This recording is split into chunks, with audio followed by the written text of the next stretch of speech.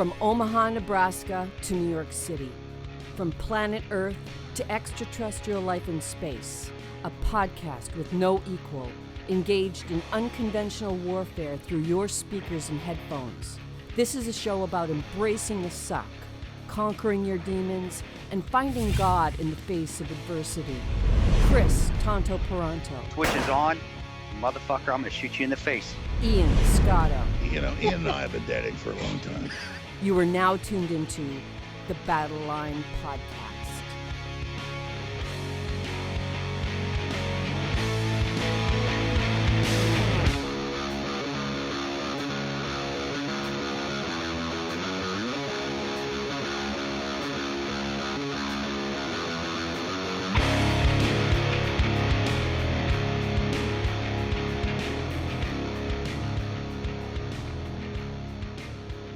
The switch is on. Battle Line Podcast. I don't say it enough, guys. Wherever you're watching, wherever you're listening, make sure you hit subscribe. It really helps us out.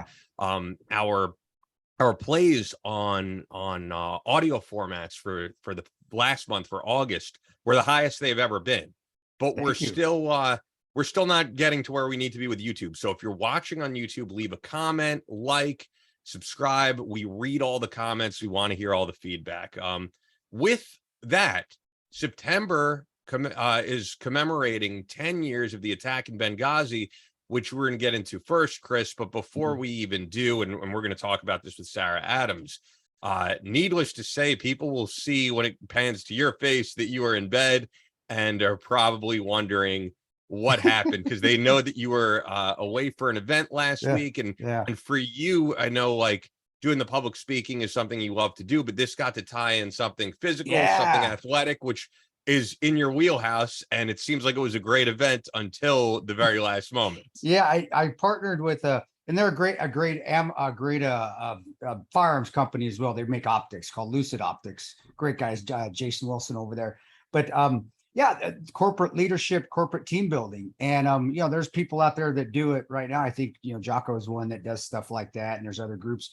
Well, I got asked to go do it for, and I don't know if I'm allowed to say their name or not, so I'm not. But it's a big compression company that's an international compression company. They build international things for international compression systems for oil and gas and paper mills and all sorts of stuff. But anyway, we're out there and we take them up for 3 days of team building and trust building, and we were on day 2, and day 2 is rappelling. So. And a lot of them are scared of heights. I didn't know. It was really shocking to see how many were having issues with it. But before we get into bad stuff, it was incredible. Helping people that are scared of heights get up on a tower and then rappel down. I posted one picture showing a lady that she was, Nancy, her name's Nancy, just gobs and gobs of courage. And she travels the world on her own, just traveling the world on her own. And which is honestly, that's pretty brave right there. But she got up on the tower and I helped her down, right behind her, making sure I was basically holding her hand on the way down. And we had a tremendous rappel master by the name of Trinity, a former Marine who's a friend of mine. But yeah, doing a lot of those trust building trainings, land navigation, day of rappelling, and then just discussing leadership with them, because the company I was having some issues with their upper management. These are all upper management CEOs that are there. Well, the last rappel of the day, we didn't expect them to do it, but their boss said, "Hey, you Australian rappel?" And I said, "Well, yeah, I've Australian rappelled a lot. I used to do it all the time in the Army." I said, "We don't do it that much in operations because it's slow, but it looks cool." I mean, it's not really that great for operations. He says, "Well, can you do a couple?" I said, "Well, sure, I'll get up there." Last day, and like anything, in the last of the day, you're tired. Everybody's tired. I am. I'm a little wore out because I've been up and down the tower all day helping, and rappelling's fun. So I took some time to do my own. But I get up there, did the first one, was fine, just straight down, perfect. And I was like, well, let's go do another one. Let's get another one done. And just because I felt if it's fun, I mean, like, shit, I'm having fun. Let's go up there. And I remember, the spider sense tingles. I got up there and I started to lean, because Australian rappelling is where you come face down. And to be quite honest, guys, Australian rappelling, you shouldn't really do it off a building or a wall. It's for free fall and then you break yourself on your rope. But I was on the slack. I was on the slack side, not the non-slack side. So whenever you come off the slack side, for those of you who don't rappel, there's a little give in the rope because it's got to tighten. On the non-slack side, there's a pole up and it tightens down over the pole and it creates that tension. Well, the slack side, I went down. It felt a little tighter than what I thought it was going to be. I even asked Trinity, I said, man, this feels a little tight than the last one. And so this doesn't feel normal. He goes, well, I'm hooked. You're hooked up normal. I said, well, okay. And I trust him. And I do. I think he had me up in right. And I leaned forward. And as I stepped, the slack gave, which is normal, but it didn't go as far as I wanted it to. I thought it was going to. So it banged me back next to the wall, caught myself on my right leg, which was fine. And then I tried to catch myself on my left leg, and that didn't work. And I heard the pop, and it just completely, destroyed my knee. I thought I popped my kneecap out of place first, but instead, no, it was a full quadricep tear, quadricep tendon tear, possible ACL tear, and possible MCL tear. I got to get checked for MRI on Tuesday. But yeah, that was it.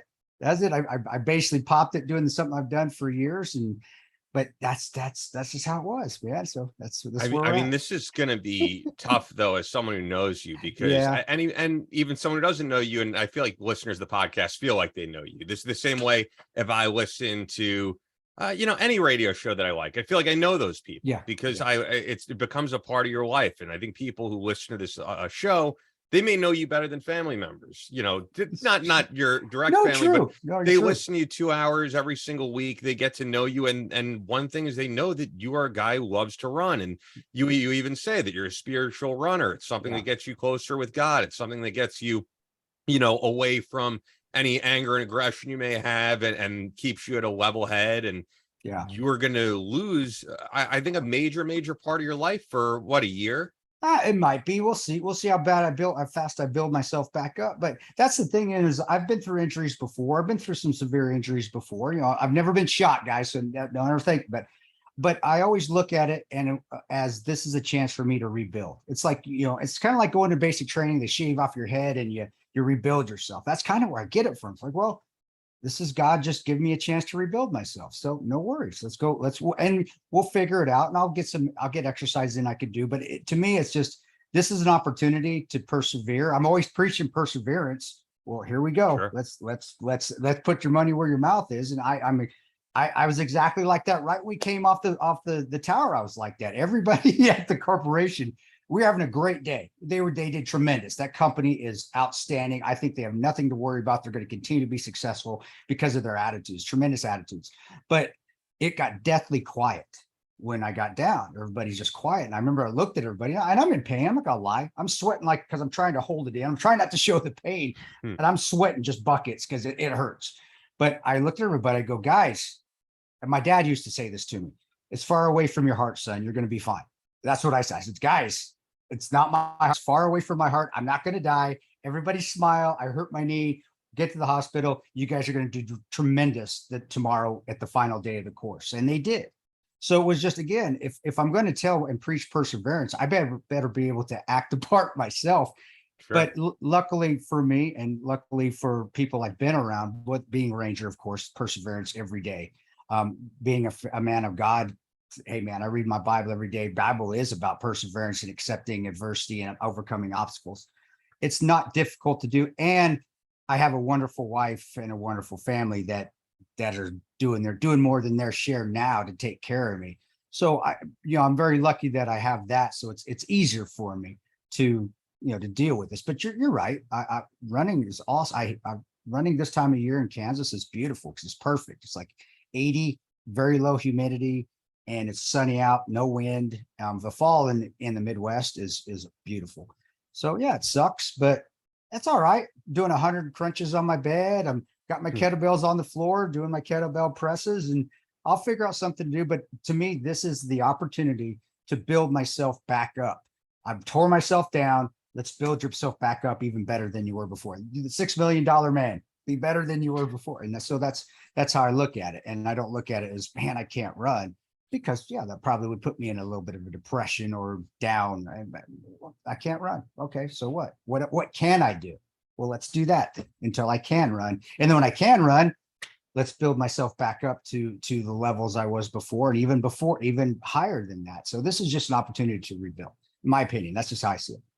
Yeah, the other thing I'm wondering is, I mean, I think people listen to this show for inspiration. They hear stories of inspiration from the guys that we've Yeah. interviewed. Yeah. And I'm wondering for you, do you think back to any of the guys that we interviewed? I mean, we interviewed John Keys recently, came back from an injury, and then even worse, we've interviewed Mike Schlitz, and Yeah. we've interviewed Matt Waters, and guys who have lost limbs in Yeah. combat and come back to fight in other ways. Do those stories of guys that we've interviewed Yeah. inspire you? All of them, every one of them, because to me, I feel like I'm in that group, in that brotherhood of Ranger, SEALs, Delta, infantry. Doesn't matter.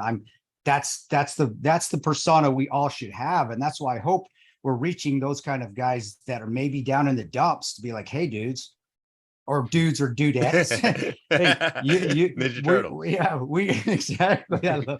We are all in that group. So yeah, every one of us should be inspiring each other to be better. Not a competition. It's that every one of us needs to hold those high standards, because that's what we joined up for, and that's the brotherhood and sisterhood that we joined. So yeah, brother, every damn one of them. I'm not going to quit. Did Matt quit when he got his leg blown off in the firefight? No. Did Mike quit when he burned half his body? No. More than that, did any of them quit? Did Scotty? Did he quit when he died on the drop zone? And he hit in and then he burned in and he became a PJ again? No, he didn't quit.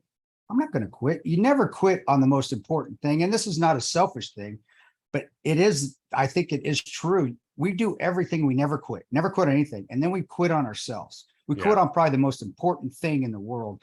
No, that's not what we were taught to do. So we were taught to continue to persevere and fight on till you can't fight on anymore. And that's when you have no breaths left. Done. Or you're 90 and you're sitting on your porch and you're finally just that Clint Eastwood, get off my lawn. I'm just relaxing now, drinking my Tonto vodka for the rest of my life. That's okay. You lived a great life. But brother, yeah, every one of them that we've had on inspires me. And that's why we have them on, because I want to hear their stories. And that's why I wrote the Patriots Creed. That's an inspiring book of other people doing. And it was great to actually hear a lot of other people's several stories. of those guys are in there. Alan Cash and a lot of Alan great Cash, stories. Scotty's in there. Israel Matos, another tremendous. We need to get him on. But they all do, dude. They all definitely inspire me to continue on, because they continue to persevere. I'm not going to quit if they didn't quit. I'm part of that brotherhood, and I'm not going to quit either. So no, I'm not going anywhere. This will be healed up in 3 to 6 months. We'll give it 6 months at the longest. And then I'll be out running and doing all my stuff again. So yeah, I'm rock and roll. I'm ready to go. I was ready for them to cut on me yesterday when I went and saw my consult. Yeah. He's like, yeah, we just can't go that quick. Tremendous doctor over there. But I said, well, I brought my day bags. If you wanted to slice and dice on me today, you can do it. Let's get it done. And he's like, oh, we'll get it done probably next week is what's going to happen. It's just crazy, because I feel like you probably would never have imagined that this would happen now. I mean, you've been through combat, you've been through stuff as a contractor, as an Army Ranger, where you were doing stuff at probably 10 times the physicality of what you did that day. And I'm sure you didn't think any injury would happen. And you're also someone who's pretty safe. You work out constantly, but at the same time, you're like, hey, I'm not going to push to this certain limit because I'm aware of my age. I'm not an Army Ranger anymore. And I think you've acknowledged that. So it's just, it's got to be, I'm sure it just was completely unexpected to you. This was probably a piece of cake the first couple of days. Well, it is. That's why I'm there. And I've done Australian rappelling. And for all you guys out there thinking you're going in the military, that's something that we don't do Australian rappelling. It's not part of an operation. You do it for trust. You do it for fun. You do it when you're going through training, because it builds your confidence. But operationally, unless you're coming straight down off a helicopter and you're shooting gun like John Wick, whoever does that now, which you don't do. It's very rarely do you do that. So, but the Australian rappelling, I've done, and we used to make our own Swiss seats out of sling rope. We didn't have actually rappel girdles. We actually made them out of rope, and we didn't have the fancy gear that we did today. So no, of course I didn't. And you should never go into anything thinking that, oh my gosh, I'm going to break a leg. I mean, take the precautions, do your risk assessment. I had a tremendous rappel master there, Trinity. I follow him. He's on Long Shot something on Instagram. Sorry, Trinity, but tremendous instructor. And he is a tremendous motivator as well. I knew I was in safe hands. I know how to Australian rappel. I'm not scared of heights. I love facing straight down, leaning. I mean, it just was awesome. It just is one of those things. I stepped and my knee gave. I mean, what can you do? What that is telling me too is God is also saying, hey, 51 years old, buddy, you need to ratchet it down, because the first one was great. And but it's hard to not do it again, because Australian rappelling is fun when you Yeah. get rappelling in itself is fun. And And so 9 times out of 10, you probably would have been completely fine. well, I've done that same step and jerk before, and I've been fine. And Yeah. and it's just one of those things where I just stepped the wrong way. It's just like a football player stepping in the grass, making a turn, his cleats catching the turf, and he pops his knee. I mean, it's just we are breakable. As much as we want to think we're unbreakable, we're breakable, and shit happens. And so what? That's what I say. Hey, shit happens. Deal with it. This is where I'm supposed to be. Let's do it. And I've got a lot of speaking events coming up in the next 3 months. And all I'm thinking to myself is every time, somebody gets up on stage, Matt Waters, he's a great mentor of mine. He was a mentor when he had both legs at Ranger Battalion. He was a mentor of mine. Sure. But I see him out there every day walking the beat, with one leg. I'm like, fuck, I can go up on a stage with a cast for an hour, and talk to people about adversity.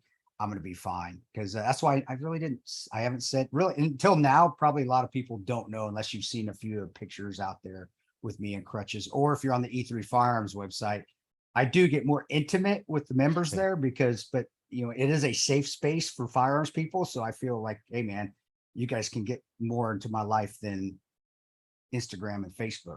And Instagram is certainly not a safe space for firearms, as I posted about recently. I know, it's a good post, dude. That was excellent. I love that. Well, I mean, awesome. it's just there's something weird going on because of the fact that they're taking down posts from like a year ago, and I'm like, how are they even digging these up? Why are they digging these up?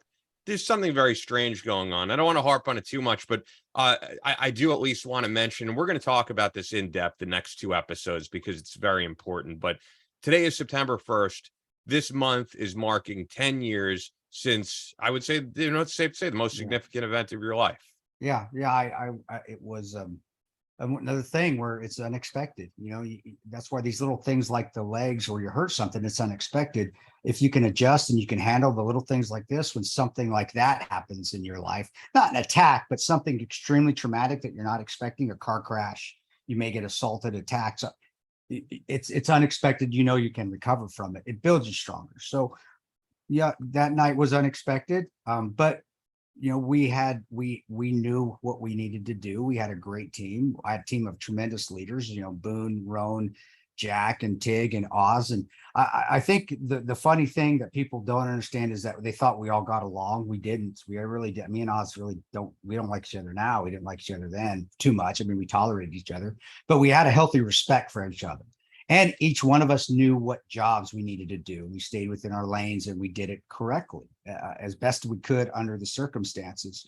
And to me, it came out. Yeah, we lost lives. They had us outgunned. I mean, that's just how it was. They had bigger guns than we did, but we only lost 4. God bless and rest them. But to me, we saved over 2 dozen. So I think to me, I don't want to say it's a win, but it could have been worse. And I don't want to say it was a success either, but it just could have been worse. And it's going to stick with me forever. The sights, the sounds. I mean, I still see them every day. That'll never go away. I still see the flash when I saw Roan and Bub die when they got hit. I still remember the fires. I still remember some of the conversations, on the walls and looking at the 17th Feb guys with Boone and going to climb over that first wall. And he's like, hey man, do you trust these guys? And I said, Ford's a fire team, brother. And he's like, yeah, well, just don't make sure you don't shoot us in the fucking back. He said to one of them. But it was those humor things where I'm giggling and climbing over walls, and then just the firefights themselves, which are incredible. I mean, under night vision, firefights are wow, just intense. And it reminds me of like a boxing match, where the old Sugar Ray Leonard, Roberto Duran, bunch of and then there's a lull.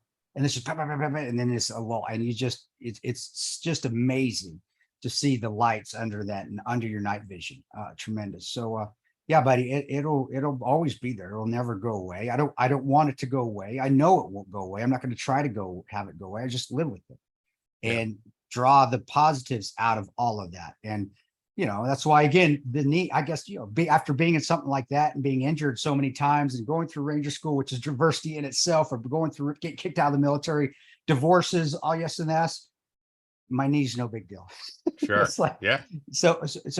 But I just want to make sure Roan and Bub are completely honored, and same with Chris and Sean. But I say Roan and Bub because Roan fought with me that night. Bub came over, one of the few guys that volunteered out of the GRS guys to come over to help us, which says, and Bub was obviously, we've talked about him a lot. Bub was a hero, and he was a courage up the wazoo. So it didn't surprise me. He was the one guy, one of the few guys out of the 4 GRS guys that came from Tripoli. They had like 16 of them there.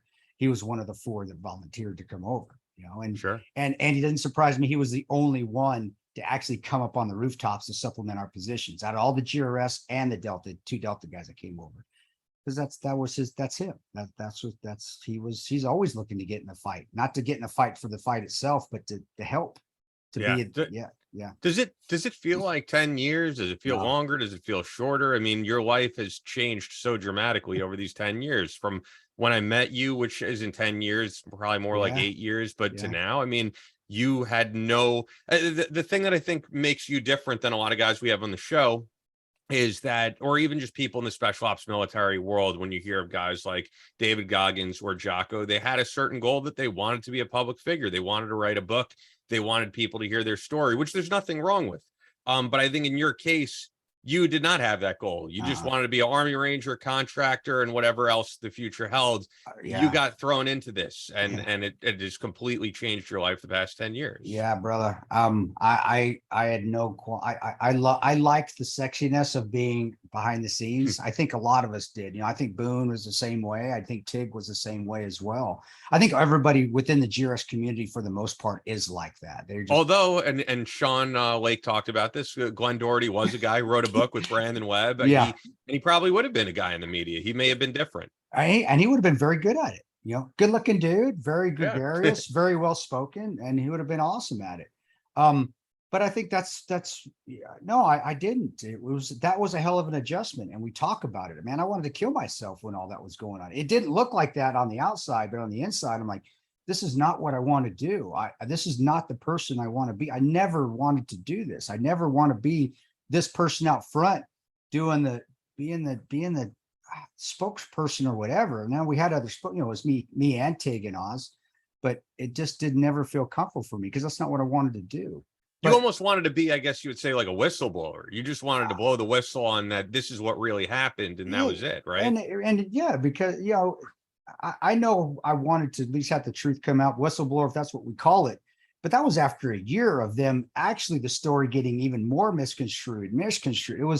It was for all of us, and not just me, everybody. I don't think there was one of us on the team that said, let's go write a book, because we kept working, except for Oz, because his arm had been almost sheared off. He was at Walter Reed, but the rest of us kept working. I don't think people realize that. And all the trolls are like, oh, you guys just want to write a book? Bullshit. We all went to Yemen, and Tig went to Lebanon. No, we didn't want to write. We had no qualms about that. We had no idea of that. And it's after that full year of us being behind the scenes and just seeing the story continually being misconstrued, making the right took it and wanted to attack the left with it. And the right, for the most part, in their defense, they got a lot of it correct. Right. Yeah. The left wanted to continue to say it was, no, this is a conspiracy. What difference does it make? It pisses you off, dude, especially when you gave your life in defense of this country. We're over there because, hey, Obama and Hillary, you wanted us there to put weapons into you wanted us there to destabilize nations. We're doing this for you. At least you could do is recognize the attack, honor Roan and Bub with the correct honors they should be given, which is the goals they should be given, that Star for Bravery, the highest award you can get as a civilian. I mean, shit, you give that to your vice presidents and your presidents every day, whether they're shit, whether they do a shit job or not. And stop calling it a conspiracy. That's what I think got the most of this, is when the agency was going with it, that narrative, and the former President Obama was calling it a conspiracy. And then what difference does it make? That to say that didn't have an effect when we saw that didn't piss us off. It did. And it was saying behind the scenes too. So it was like, you know what? It really wasn't, it wasn't, hey, let's go do a book and all this. That was just what we thought would be the best way to get it out. So it was apolitical. We did say, hey, let's go on the news. Let's do CNN or Fox. What do you think? And we're like, and we were all around together in the Ritz-Carlton in Tyson's Corner. I remember it. And we're sitting around and we're like, and this is after the memorial ceremony for Ron and Bub. And to add insult to injury, they made us sign a new non-disclosure. The third non-disclosure I'd signed in 6 months, which you only sign one every 2 years. They made me sign another one. The day before, I mean, the hour before we were supposed to do the memorial ceremony. And then they put us behind a big fucking pole at Langley. The ceremony's up front. So where do you put the guys that were with Ron and Bub? Oh, you put them behind a pole so they can't see shit. I mean, I was so pissed. And then we get up to the Ritz and you know, we could feel the passive aggressive threats come at us from the hires, from the chiefs. And I remember Jack going, man, that was fucked up, wasn't it? And this is Jack. Jack is like John Krasinski. Seriously, their personalities, Jack doesn't get riled up over nothing. And he's pissed. And we're like, what do we do? And I had remembered at that time that I had protected, and I actually protected executive producers for CNN. Sure. Sorry, Fox zealots. I did. I made sure they were safe when they went to Afghanistan. And I had one she was awesome. I'm not going to give you her name because I don't know if she wants me to, so I'm not going to do it. But she'd written a book about Eric Prince. And I knew that because, you know, I'd been working for Blackwater. I knew who she was. And I protected her actually during her book writing to go visit Eric in Afghanistan to get material in between my GRS contracts. So I said, well, what do we do? He said, well, we can't do the news because it's going to get politicized left or right. The only way to get it out correctly is let's do a book. And I called her. I didn't tell her what it was for. I knew it was OPSEC. I couldn't talk about my non-disclosures, but I said, hey, there's a story that we have. I think the world's going to need to know about it. We want to tell it. This is the best way we can do it without it getting politicized right off the bat. And she goes, stop. Let me give you this number. She gave me a number of a clearance lawyer. His name, Mark Zaid. I like him. I loved Mark. I thought he was a great guy. He's a left-leaning son of a bitch, but I thought he treated us extremely well. And I still consider him a friend. But I called Mark. He's a security clearance lawyer. And he said, all right, I got this. And he took the ball. So we did it the right way. We didn't just jump out like No Easy Day, which honestly had nothing classified in it. But no. But yeah, he got hammered. Matt Bissonette, yeah. So and that's how it was. So we did the book and here I am, but I'm doing the best I can with it. I still want to put 110%, no matter what it was. So when the book came out and the public figureness came out, I always give 110%. So I'm going to give 110% for this. And what does that get you? It gets you an HD Vision sunglass commercial. That's what it does. It's a funny transition there. But I also will say, speaking of books, I mean, Sarah Adams has a book coming out, and we're really excited to talk about that. So before we get her on, Fort Scott Munitions, and I did get one of these tins because I just saw they make some cool didn't tins. Give me. I bought it. I wanted it. Oh, dude. Well, I got an old 14th hour when they made of that. Nice. It's signed. I loved them. So I was like, I got to pick one of these up. So yeah, I picked one up. They're great for any of you guys who just want it on display or want it for the range or both. They're awesome and they're on the website. You got the discount, right? You better have got the discount. Yeah, of course they use Battle Line. Got to use our own discount. So Fort Scott Munitions is a manufacturer of multi-federal patented solid copper and brass CNC spun ammunition. It's designed to tumble upon impact, their trademark, in soft tissue, leaving devastating wound channels for faster bleed out and quicker incapacitation. This ammunition was originally developed to innovate and improve on the standard of military-grade ammunition design. It was found that not only did the TUI ammunition outperform competitors in the self-defense industry, but it quickly became apparent that it would be a top contender for hunters alike. With the ammunition being CNC spun, the tolerances are some of the tightest on the market, ensuring that you receive the same results with each pull of the trigger. Fort Scott Munitions is available throughout privately owned businesses in all 50 states. Also, you just go right to the website, fsm.com. You can get the tins like that, t-shirts, hats, all different types of cool stuff. When you use our promo code BattleLine, you're going to get 15% off. That's exclusive to us. So fsm.com, promo code BattleLine, only available to listeners of the podcast. Fort Scott Munitions is a proud supporter of Chris Paronto, BattleLine Tactical, and the BattleLine podcast.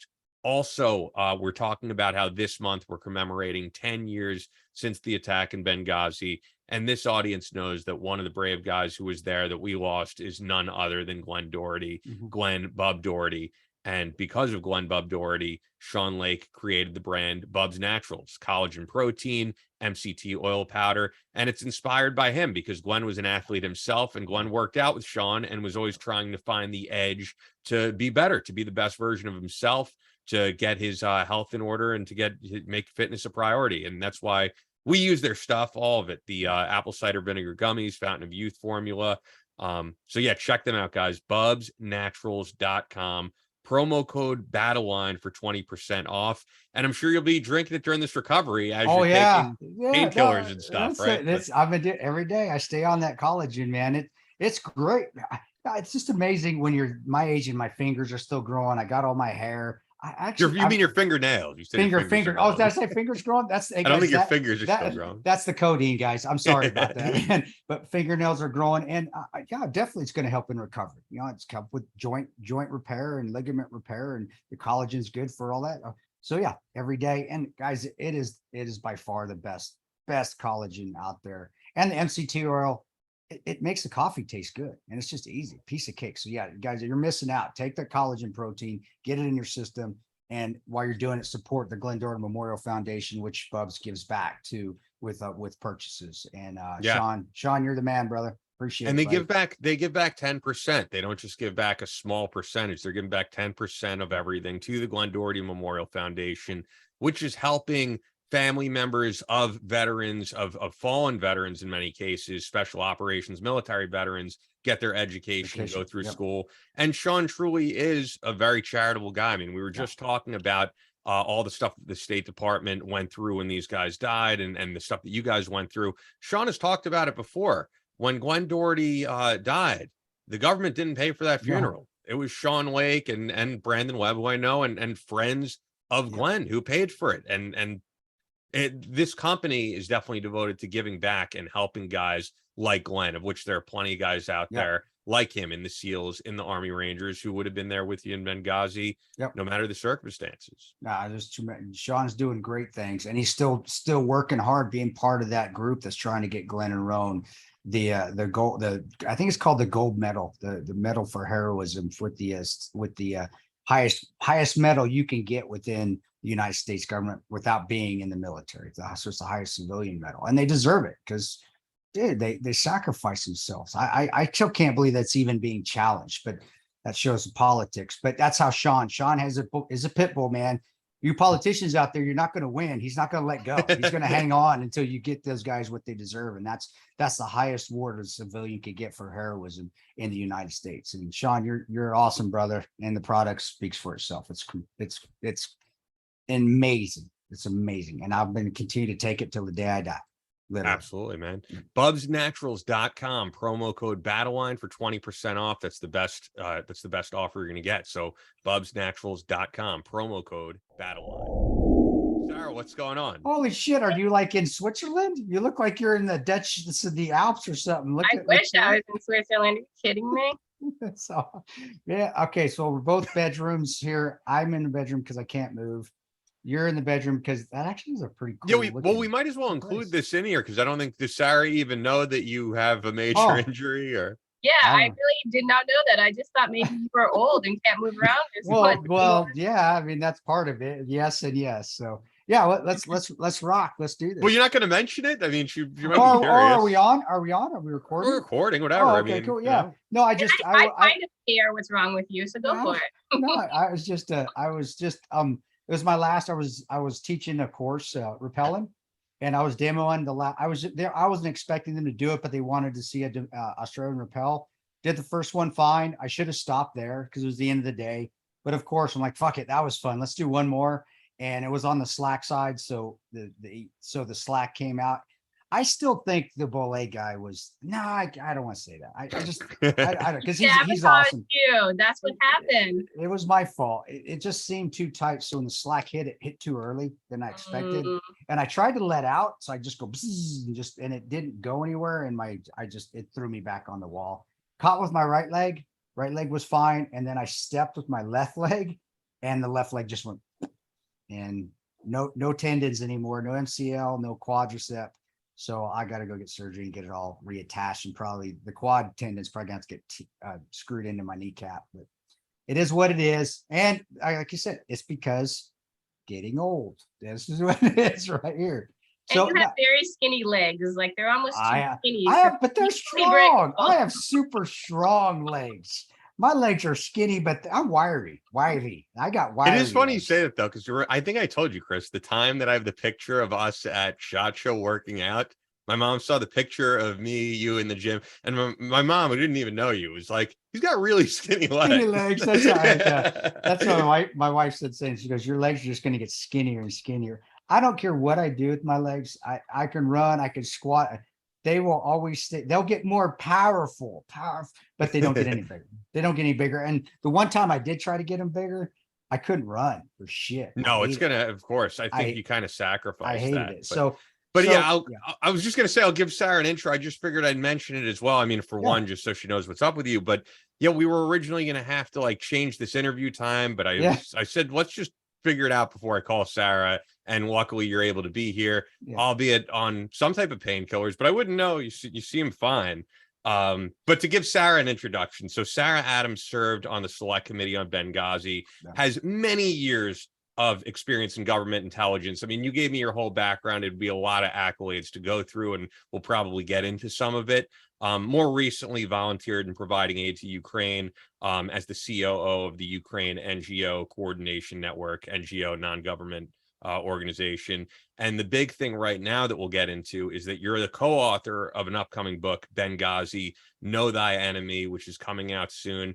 And actually, I think an interesting thing to start with is, Chris, like, there have been so many books put out about Benghazi, and I feel like in many times just capitalizing on what you guys have done, what you already said in 13 hours. So for you to say, let's get Sarah on, this might be the first book that's about to come out that you really co-sign as this is something people should pick up. And it's not just let's make money off a tragedy. Well, no, I've known Sarah for how many years? Shit, we started Cabo 2006, maybe is where I first met you. 2006, 2007. All I remember is working out in gyms with you, and you wore those little silkies. I hope you still don't do that. Yeah, I do, but it's all right. My legs still work because they're skinny. I got sexy legs, they're shorn. I'm good. But no, Sarah, because I know Sarah, I know what her work is. We can say that you were a targeter. I just said it, so we got to be able. She was a targeter, and she'll tell you all about what that is. And we'll get into that, but I trust her. And she I don't know what happened. She should have been there that night. To be honest with you, she was one of our targeters in Benghazi. She was our only targeter in Benghazi.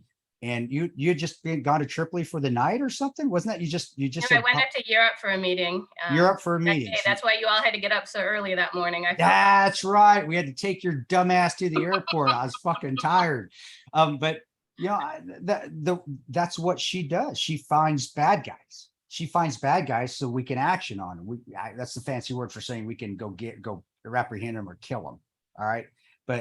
And so this book, when she said she was writing it, I know there's stuff in there that I probably don't even know, that I don't know all the attackers. I have no idea. And what I love about this, and so I think it's important to have her on, is that with this kind of stuff, I believe Sarah can honestly close some holes as far as the government's involvement and what they did and didn't know. I know you're not going to get into a lot of that in the book, but it's still with who attacked that allows us to know, well, who were they really working for? Was 17 Feb our friends? No, they weren't.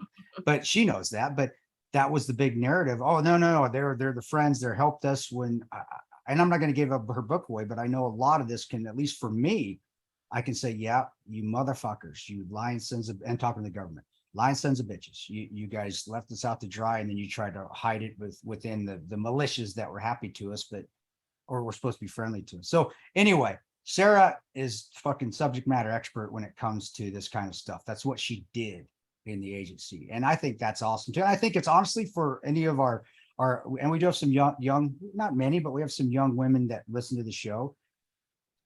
You can be a fucking cool person. You could be like Sarah out there actioning terrorists to get them killed and to say, to protect the United States of America. And that's what she's done. And then she was the one person. And now this is the last thing I'm going to give you. Last kudos, sir. Sarah is the one person that actually stood up for us, and can tell you what happened if she wants to about because she stood up for us and believed what we said and didn't believe the narrative that the chief and all them were pushing it, she can tell you what happened. But to me, that's commendable because she's the only one. She's the only one outside of the guys that were there. And even outside of that, there was one that was actually on the ground that didn't do shit for us. But out of this contractor, she's the only one that stood up for us. And it cost her, honestly, I think it cost her job. She may have another opinion. It was actually happened to her, but from what I understand, her courage cost her livelihood. So when people say, I'm not going to tell the truth because it's going to cost me my job, fuck you.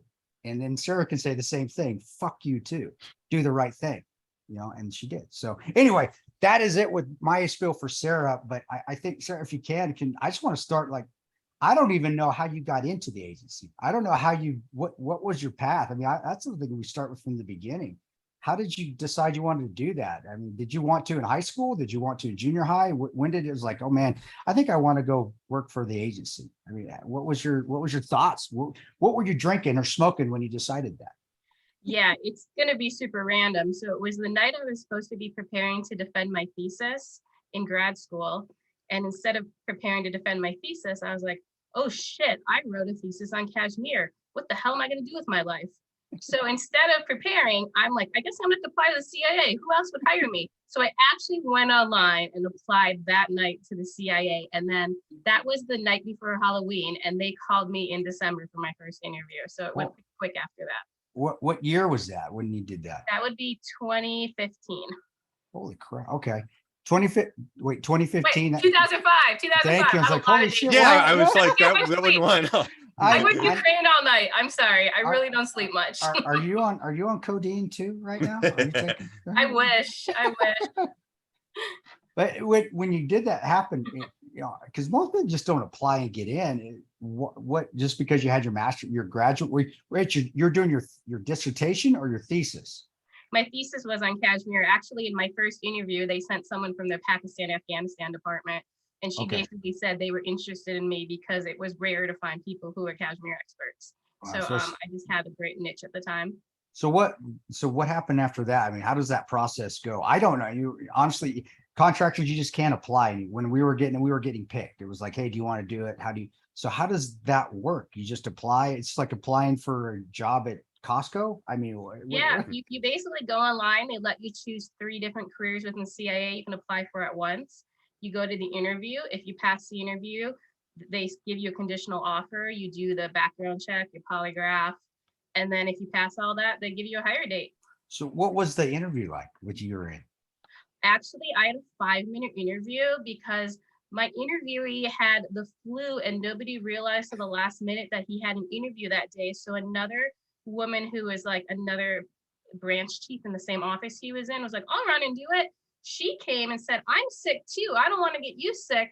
And we seriously had a 5-minute discussion. And I was like, well, I think maybe that's good. But I was a little nervous that maybe I just crashed and burned and they were kind of box checking as a government interview. So, yes, so it was a little uncertain, but yeah, it all worked out. Did it take a while after you were done? How many weeks after, or did you get a call right away and they say, hey, we want you? And then was it report to Williamsburg, report to Camp Perry, or was there some secret envelope that you got on your car and said with the gold star or something that said, hey, you're hired, report to this block at 9 a.m. on the 2nd of November or whatever it was? No, it's way more stressful than that. So they called me beginning of June, said, hey, you can start anytime you want. I picked like the last Monday of the month. They make you drive straight into headquarters your first day. So I had to go through security. Like I was lost, right? I parked in the parking lot. I had no idea where the doors were. So yeah, they just throw you right into the lion's den and you gotta like fake it till you make it. And that, you know what? I tell you guys, if you've never been in Langley at the headquarters there, that parking lot is huge. I remember parking all the way at the very end of one of the fucking parking lots. I felt like, did they start having shuttles that you could ride there? I had to walk all the way. It felt like I walked 2 miles. Lots. If you're going overseas, they make you park in dirt lots. Take shuttles. There's a plane in the parking lot. I mean, it's a strange place if you had to go there your first time. But it is, when you walk in the first time and you see the emblem on the floor, the unit insignia, it is pretty cool the first time. After the first time, okay, I'm over it. And then going and getting a Starbucks down the hallway there. That was actually pretty cool too. But yeah, what was your feeling when you walked in? Were you like, okay, I made it? Or you're like, all right, well, it's just a job. Let's just see what's next. Well, I think like most people, right, you walk in and see all the cool stuff, like you said, and you feel a little bit of imposter syndrome, but that went away quickly when I rounded the corner and there was a line of over 200 people. And I was like, this is crazy. What's going on? So I get to the front of the line. It's the line for Dunkin' Donuts. I started the day at the CIA, the day the Dunkin' Donuts opened. So it was like a national holiday that day. So, for people that don't know, if you've again never been in, they have a middle section where they had a Starbucks, they had the Dunkin'. What else did they have? It was like oh my gosh, like a Sbarro maybe. Sbarro pizza. It was crazy. Well, you get in and then you're working. When did your first deployment in Afghanistan? Was that the first deployment, or did you head out to No, Pakistan? I got lucky. My first deployment was Southern Europe. So what did you do? Basically, I worked in a station doing analysis of terrorists. I was actually still kind of working Pakistani because I'm as Chris knows, most of my background before I got pulled over to Libya was Pakistani terrorists. So the job still was related to Pakistani terrorists. Now, are you getting mentored? Because do you go right in as a targeter, or do you go in as something else? So you go as like an analyst, or do they hit you right in there? Okay, go find the bad guys. Or do you have to get mentored for a year? How does that work? So yeah, I had a different path than a lot of people. I went in as an analyst and took the career analyst program. And then I crossed over to be a targeter and took the targeting officer certification course. So I've actually worked in 2 different directorates in the CIA. Okay, got you. Now I did skip a little bit, and Ian, jump in here because this is stuff I don't know from you, but you jump in. No, I mean, I don't either. The only thing I'm wondering is, because I think people here, all right, you go from just a standard kind of formal education to working at the CIA, and people always do wonder, like, what is the personality type they're looking for? What is it about you that stands out to, I'm sure, tens of thousands of other women just alone applying to the CIA? Yeah, I think one of the main things, you hear this a lot actually in the tech world, is they like someone who's scrappy, right? They like someone that say, hey, here's what you need to do, just get it done. Like, don't ask a lot of questions, like, don't bother me, don't complain if you fail a couple times, just get the job done. And I think that's the type of personalities they look for, because it's a tough place. You're gonna have a lot of bumps in the road. You can't go home and talk about it and say, oh, it was a really rough day. They want people who can kind of take the hits. Well, I want to even bounce back because I think this is important, because there's the aura of the farm. And I think the farm was like Disneyland to me, because there was like bikes. They just leave beach cruisers everywhere. You can just pick up one of these bikes and just ride it wherever you want, and then put it wherever you want. Like, yeah, you can do that. But what was your experience going into the farm? And it's beautiful. It really is. I think they maintain it well, at least the times I was there. And it just felt like Wonderland to me. But what was your feeling when you went to the farm? And do you have any good stories from your time at the farm? Sarah's one that didn't mind arguing with people. So I'd like some argument stories with your instructors if you have any. But again, give the farm stuff. Argument stories with my instructors, but one invited me to the pool at his house, and so that was like super creepy. Yeah, creepy. I didn't go, obviously, but no, when the first time I went to the farm, it has this mystique, but then what they do to you to ruin that mystique, and luckily the next times I went, I didn't get stuck. They stick you in like bunks. I am someone, I need perfectly dark room, no noise. I will murder someone if they're snoring, and they stuck me in a room with a bunch of people. And they put this stuff on the bed. I guess if you're gonna wet the bed, it won't go through, like this plastic. So every time someone moves, it's like, oh, you've got the pee bugs. Like my first week there, I was like, I'm gonna lose my mind. Like, I'm gonna go postal. Like, if this is a part of their hazing, they won. Like, they broke me. So yeah, not as exciting. But when I went back, I had a private room, and the life was a little better. So when you went back, does that mean when you went back to work, or do you leave and then you come back? Well, there's different kind of courses you can go there for. Okay. So the initial NDOC course, is it an NDOC course or just your initial basic, here's what the CIA is? Well, when I actually first went down there, it was more for like the weapons and vehicle. Okay, gotcha. So it was to prepare me to go to a war zone when I first went. And what were they shooting? What were you guys shooting? What were they? And actually, I taught some of those courses. Yeah, so those are actually kind of fun. We just did Glock and M4, and then they let us play around with like some other kind of guns for fun. You know, we shot some like AK-74s and AK-47s. Yeah, yep. Yeah, I remember we used to do that at Blackwater, or we'd bring them in to there and we'd do all that stuff. That was fun. All right, so you're done. You're heading over to Afghanistan, or you went to Southern Europe. You're getting drunk. You're just hanging out all the time, doing some analyzing some stuff. And... She's shaking her head no to getting drunk. I ate lots of pizza and gelato, so you can figure out where maybe I was. But when you found out, or again, were you applying to get to like, hey man, I need to get into the Middle East. This global war on terror. This is what I signed up for.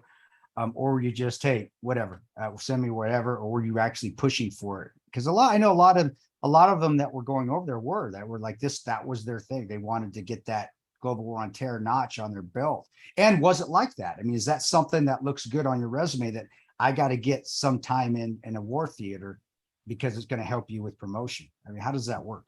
Yeah, at a certain level, they need that war zone time. I mean, you know me, I don't really care about ladder climbing. I don't even know if I can ladder climb because I kind of burn bridges everywhere. Yeah, I know that. Yeah. But I was pushing to go. I think it was maybe about a year, and I started deploying to South Asia, and I did 7 deployments there to include a 1-year PCS. So yeah, I tried to live overseas. I would have stayed there probably forever if they let me. No, you did. I remember you're always there. I think you ever went home. Before, and I do want to get into Libya because there's actually specific stuff about Benghazi and Tripoli, because you worked in Tripoli. We were in Tripoli before Benghazi too. And those don't even count in the 7 deployments. Yeah, that's just the one theater. But yes, I did do 2 deployments to Libya. Yeah, you did. Kabul and Afghanistan was big at the time. We were doing a lot of work there. Do you have any story or anything that you're most proud of in Afghanistan, that you caught that person you were looking for? That was the big fish. And if you did, what was that? And can you deal a little bit about how you got up to that point, and then to the very end when he was actioned and you either apprehended or killed? I don't know if they were apprehended or killed, but action. Yeah, he was a great success until a year ago. So yeah, I basically caught the number 2 of the Taliban. His name was Mullah Abdul Ghani Barader. You know, he's still alive. He's, I think, now like the number 3 in their new government. Ironically, it's really funny. I spent, much of a year looking for him. I actually got lucky and caught him. He was very difficult to get, but he had a son who stole one of his own old cell phones, turned it on, went on a trip with his dad. No one would believe me, right? Because I was like, hey, it's on, he's moving around. And they're like, he would never do that. And I guessed, I said, I think it's one of his kids. It ended up being one of his kids. We wrapped him up. He got detained. As most people know, he was the key interlocutor for Taliban reconciliation meetings. He brokered the deal that basically handed Afghanistan back over to the Taliban. So again, at the time when I caught him, I thought it was a great success. Now, not so much, because, he's a really great strategist. He's probably the last person we wanted negotiating with the U.S. government, because they probably did not know how intelligent he was, and he played them for fools, which we actually saw last August. So kind of a failure, but I got him. Yeah. And that's what we saw. And I'd always say that with, as far as the case officers go, it's like, man, we're getting played. They're playing you. The Iranians are playing you and getting money. Then the Chinese are playing you and getting money. And then the Taliban's playing you and getting money. And it just seems like they never learn. It's like, just because you're giving somebody money doesn't mean they're going to tell you the truth. They're going to tell you what you want to hear, but then they're just going to take the money and go tell somebody else what they want to hear. And it just seems to me like, after watching, the complete debacle of the withdrawal of Afghanistan. And when I saw the name too, I was like, holy shit. Because I remember you did Ken. I remember that was a big deal. I was like, holy shit. I remember reading that going, man, I swear to God, we caught this guy. What the fuck is he doing negotiating? This guy's like, I know. He's the Osama bin Laden. I mean, literally, just without all the Saudi money, which I'm sure they'll have here eventually. But it just was unbelievable. When you saw that, what was your, seriously, what was your feeling? It was like, what the fuck is going on? Because you're out now, you're done, you're doing other things. When you saw that name, I mean, aside from, he's going to play us and he's going to win this fucking battle of the wits, what else was going through your head? Did you feel like Afghanistan was a waste of time? Like, I know, and I get asked that question a lot too. So I just want to get your opinion on it. Or do you feel like we still did good things there while we were there? Yeah, it's kind of a 2-part question. So the first part, the second I actually heard the State Department was negotiating with Barader, I actually tried to get in touch with the Secretary of State, because I wanted to explain to them how intelligent Brader was. I actually never connected. No one made the connection for me. So I actually don't think they probably had a subject matter expert on Brader who they discussed technique with before negotiating with him, which actually is a huge failure, right? Because very few people have actually met with him in the past. I spent every day with him 6 days a week. So they didn't actually tap into those of us who had relationships with him. So that, again, is a very big problem always in our government. And then, Afghanistan's a tough one, because I'm one of the people that said the second Bin Laden crossed Tora Bora, we should have left. I feel like we kind of moved the military in, and then we kind of kept finding new reasons to stay there. Because even when right before the Taliban did take over, they still had more land control than they did in 2001. So, I don't know if we did much better for Afghanistan in the 20 years. Now I do think we owe it to them because we told all these people, hey, be more like our country, be like us. You're going to have all these freedoms. And now that got taken away from us. And now there's kind of an obligation. Hey, we helped kind of put them in the situation. Yeah. So, I've been working Afghan evacuations for the last year, actually. So I have a lot of families, I have families now in probably, I think, 7 different countries in the world right now. So it's something that I'm pretty passionate about, but it is a difficult problem set. Well, yeah, and you helped me. Actually, the 2 people that you gave me some ideas, I went another direction, but because of you and getting the ball rolling, one I got out in the Netherlands, and the other one I think is in Canada, or we're starting to get him to Canada. So, but I know because you do. We have intimate relationships with the people that GRS does. Targeters really do, because like you said, you sit with people for 6 days. Where I may be with like a person. Yeah, I may go to the coffee shop for why I'm there, but I'm not in a room 24/7 trying to get details. And so I always wondered, because you guys do put a lot of work in there, and then for us just to give it back. But I am in agreement with you. I'm not a big fan of overthrowing dictators and trying to nation build. I don't think that shit works. But I also agree with you that, hey, if we're going to go through a party at your country, then we stay till the party's cleaned up. We don't fucking just, hey, but that's what we do as Americans. We go have the party, then we knock the house to shit, the country to shit, and then we leave and say, okay, you guys clean it up.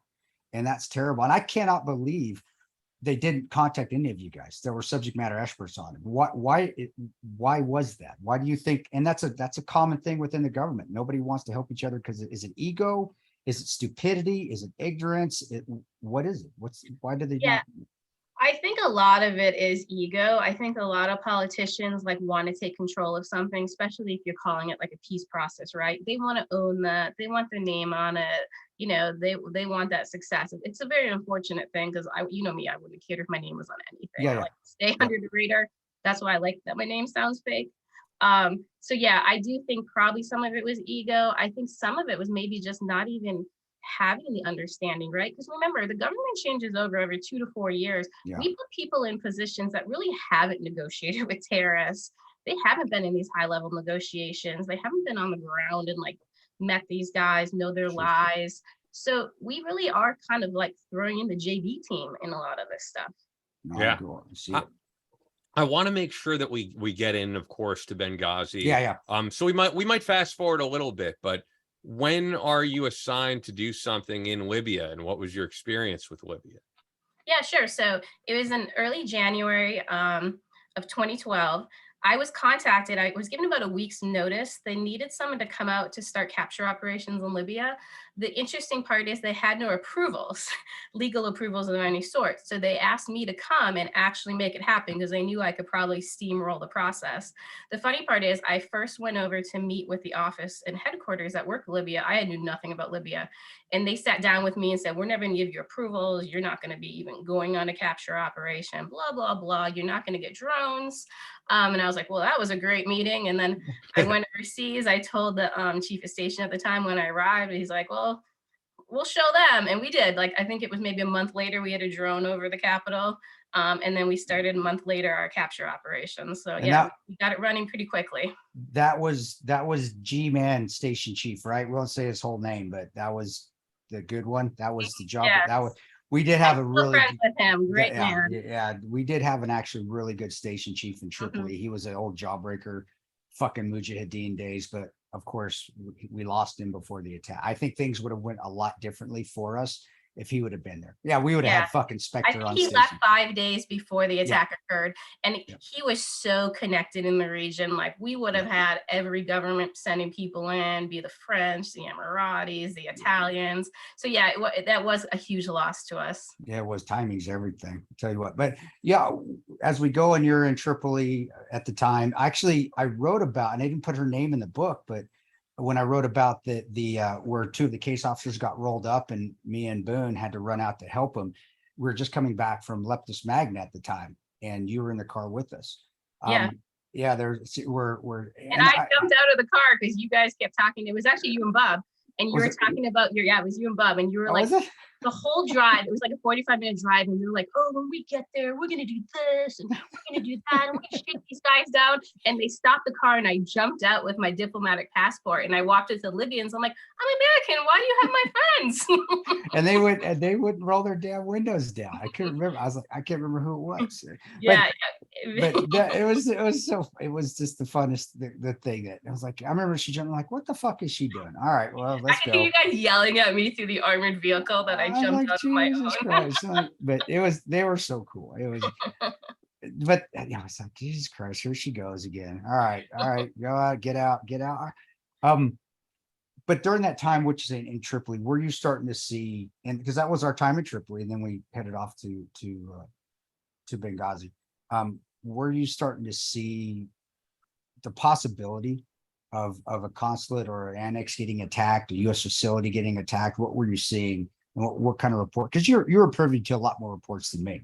Right. So what was the status? What was going on in the office, and were we just ignoring those possibilities, or were we just oblivious to it all and we weren't seeing it? Sure. Well, yeah. Remember when I first went in, there wasn't even a Libyan intelligence service. They started like end of February, beginning of March. So even those first 2 months, terrorists were just pouring into Libya. They had no border control at all. Like, you couldn't scan at a passport and it go into a system. Like, it didn't exist.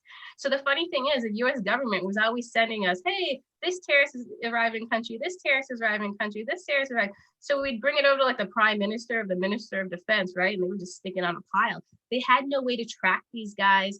They weren't even taking it serious, right? They didn't realize so many terrorists were pulling into their country. So yeah, I was very concerned about it at the time. We just didn't have the mechanisms in place to actually track and locate these guys. And then we ended up not knowing so much. Like, when we were in Benghazi on Tonto, like, Al-Qaeda had already established a base there. They started at the end of 2011. Well, I remember you had something that me and Boone went out to do some surveillance on. It's that we got in trouble for it.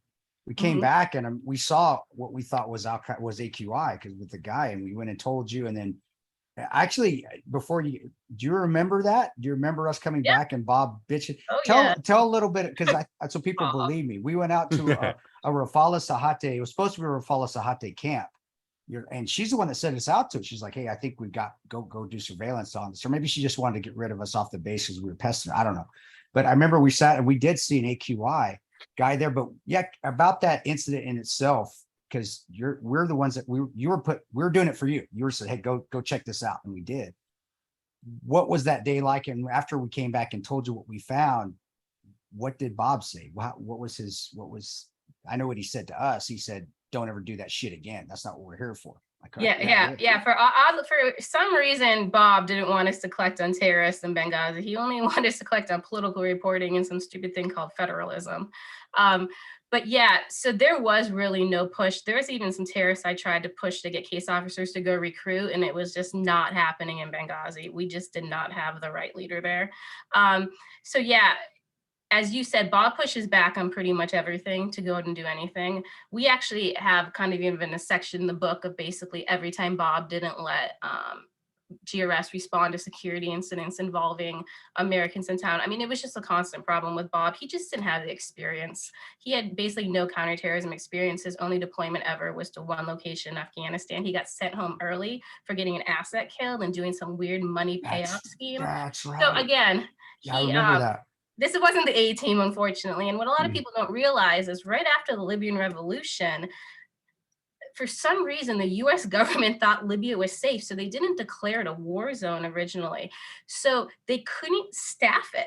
So basically, the CIA was staffing Benghazi mostly with like temporary people, but they were taking people who'd been sidelined. So, like one case officer we had in Tripoli, he was sidelined for making up reports in Iraq. And one report actually almost led to a JSOC raid that they called off the last minute, which had no bad guy in the house. Another case officer in Tripoli, same thing, got in trouble for making up intelligence reports. That's how hard they had at times staffing Libya, because it wasn't a war zone. So people basically weren't getting their pay. So we really did not have the best of the best in the country at the time, unfortunately. And they can just make up an intel report Oh, yeah. and We holy actually bring shit. up in the book an intel report made up about 3 or 4 days after the Benghazi attacks by a case officer in Tripoli about our attack. Wow, it's unbelievable. That shows no oversight. I didn't know that. Do I know that case officer? You can tell me offline. I'm gonna go find that motherfucker. I saw you. It's a she. You would have Oh, you it's would have worked with she. her for Yeah, a little I while. know. I And you know know who the other that is. person, you definitely know the other person in the meeting with her that assisted in the made Oh up yeah, report. she So yeah, yes. she yeah, it's hearts and minds. She's still, yeah, hearts and I Yeah. know But I exactly do who want she to is. jump back to your incident with the Rafal al-Sahati camp. Yeah, please. The interesting part is, we've been doing an investigation now for about 8 years into the attackers. What we did not know at the time when we were in Benghazi, that the gentleman running Rafal al-Sahati, his name was Mohammed. We won't do last names for just the confusion of it all. So we used to meet with him. We met with him. Everyone knows he met with the State Department, a couple days before the attacks. He's one of the guys that said, we can't ensure security anymore. He was actually the senior Al-Qaeda commander in Benghazi at the time. And then when you bring up AQI, you're correct. So the lead trainer for all the Al-Qaeda terrorist camps in Benghazi in 2012 was a well-known Al-Qaeda in Iraq terrorist. His name is Bubakar Hakim. He was finally killed like several years ago in a drone strike. I want to say it was in Syria, but he'd been involved in like the French attacks, like Charlie Hebdo. So very well-known terrorist, but he was running all the Al-Qaeda training while we were there. So that's probably who you saw. Wow. Yeah, I remember the hair on the back of my neck stood up with like, shit, that's a hardcore AQI guy right there. Well, he's scary. He's scary looking as shit. Yeah, he did. So going, you're there, we're going on. Now, you actually were our targeter in Benghazi at the time. Tell people what happened. I mean, they moved you out, you went to Europe. Were you still monitoring what was going on there to us? And then when that night happened, so let's even get into that. What was the first time you heard that we were under attack and what was going on in your head? Yeah, so I was supposed to only leave Benghazi for one day. I was flying up to Europe to have meetings about attackers in Eastern Libya. So I flew up to Europe, got to my hotel late. It was about maybe midnight in the country I was in.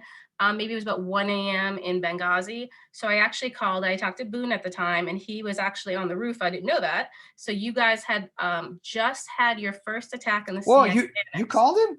I didn't know that. I didn't know. Holy shit, I didn't know that. So this is after the fourth attack of the night, but it's right after the first attack on the annex. Yeah. So he picks up, he says, hey, all is safe. I'm just busy. And it's a little loud. And I was like, oh, those assholes are playing video games. And so I just like hung up the phone and went to bed, right? So then I woke up about 5 a.m. and I have all these messages from my mom on my iPad. She luckily knew I left Benghazi, but she knew all you guys were there. Yeah. And so I was like, oh my God. And so then I started calling through the Rolodex, and I think I called maybe 7 numbers, and then Tig answered. So Tig is the first one who told me about the attacks. Were we in Germany at that time, or were we still in Tripoli hanging out? No, you guys were it was 6 a.m. You hadn't left. We hadn't left, yeah. Benghazi yet. No. Holy shit, that is yeah, you might have called my phone. I probably didn't even answer it. Yeah, well, all the phones were dead. Yeah, that was. I'm surprised. Tig was the only charged one. And he was always going back down to take pisses, get water. He's probably charging his phone on his flash stick. What were you getting any information at all from Tripoli, or from even RCOB, or even I'd say his real name, even our RTO, our radio, big guy. We weren't talking about your TL. Yeah. because I had to focus my book on the attackers, I did cut out a lot of stuff about the COB and UATL, but even the little bits I left in there are not very good. They didn't do anything. I mean, you're not telling. It's not like we're trying to knock them. They I know. didn't do anything. It's just part of the story, right? I can only do so much. It is. But actually, this will be very surprising to you. So about 9 a.m., I went into the embassy in the country I was in. They did not know. They thought people were still looking for the ambassador. So that would be 10 a.m. in Benghazi.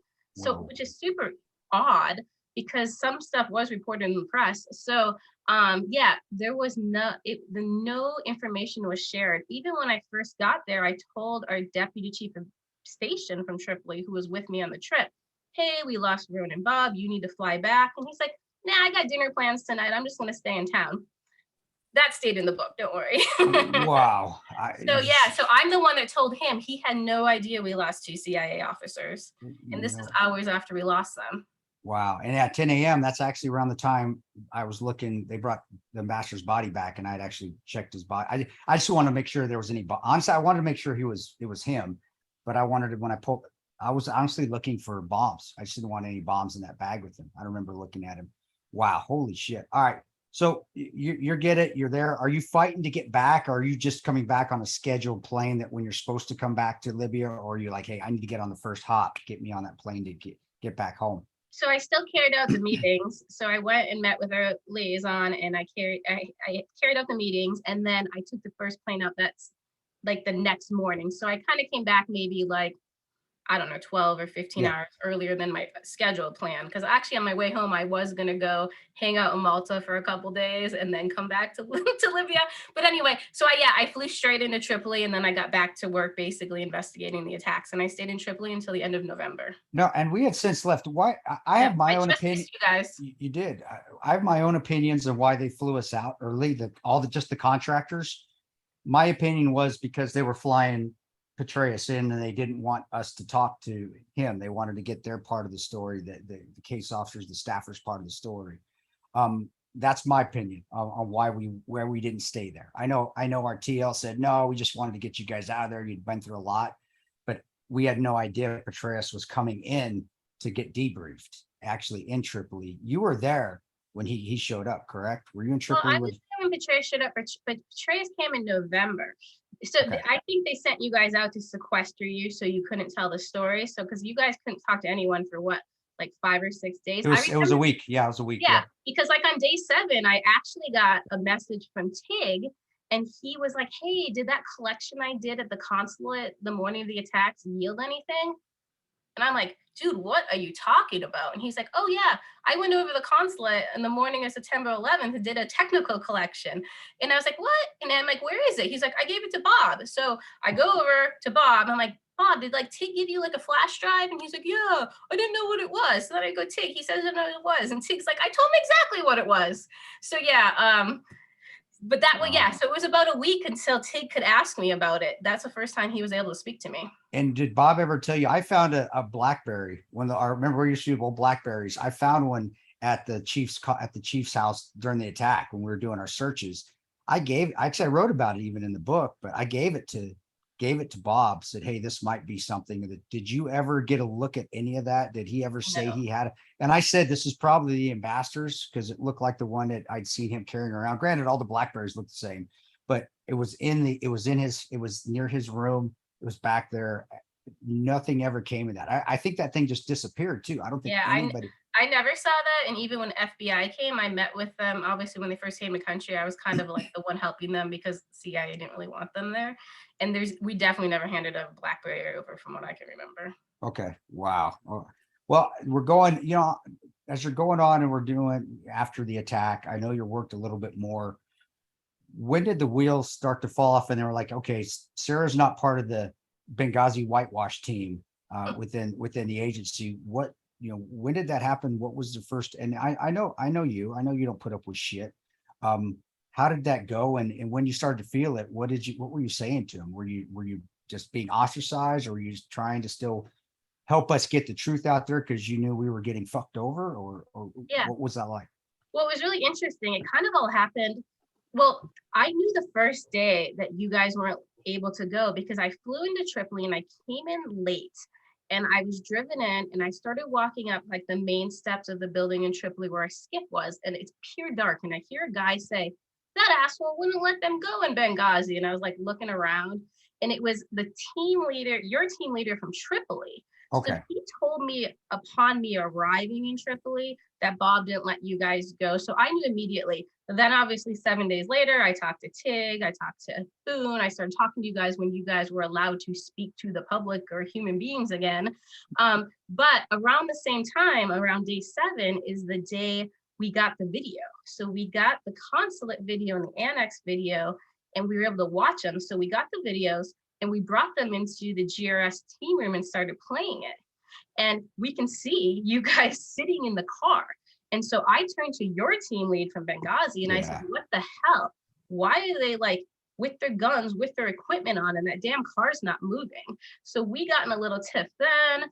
And then can you talk about what he said? Can you tell, or is that classified stuff you can't say? No, I mean, we weren't in a classified room when we had the argument. So no, he basically said, oh no, you know, Bob had us wait. We were waiting for 17 February to respond. But what a lot of people don't know, and you're going to be surprised by this because I don't think I've told you this. So when the attacks kicked off, Bob made his first phone call to Fawzi Latif, who was the head of the 17th February. On that first phone call, he told Bob, I am not sending you any reinforcements tonight. I have nothing to send you. That motherfucker. Bob knew from the first phone call. So he spent the whole night lying to you guys that 17 February was responding. So he didn't have to send you there, even though he knew nobody was going to help. So I always tell people, screw the stand down. The issue is Bob lied to his security team, causing deadly delays. Also, it put you guys at risk because you kept interacting with terrorists and you're like, it's just 17 Feb. I don't want to shoot at a friendly. And you guys kept risking your lives when 17 Feb was never going to show up. Wow. Who are those fucking little guys that followed me? Holy shit. Yeah, just two kids off the street. I just grabbed two kids off the fucking street. My theory is the two that were with you and Boone were from a group called the Zawiya Martyrs Brigade. Okay. So they were, in later years, they're one of the militias who fought against the Islamists. So you did link up with two. So basically we just got lucky. We just got lucky.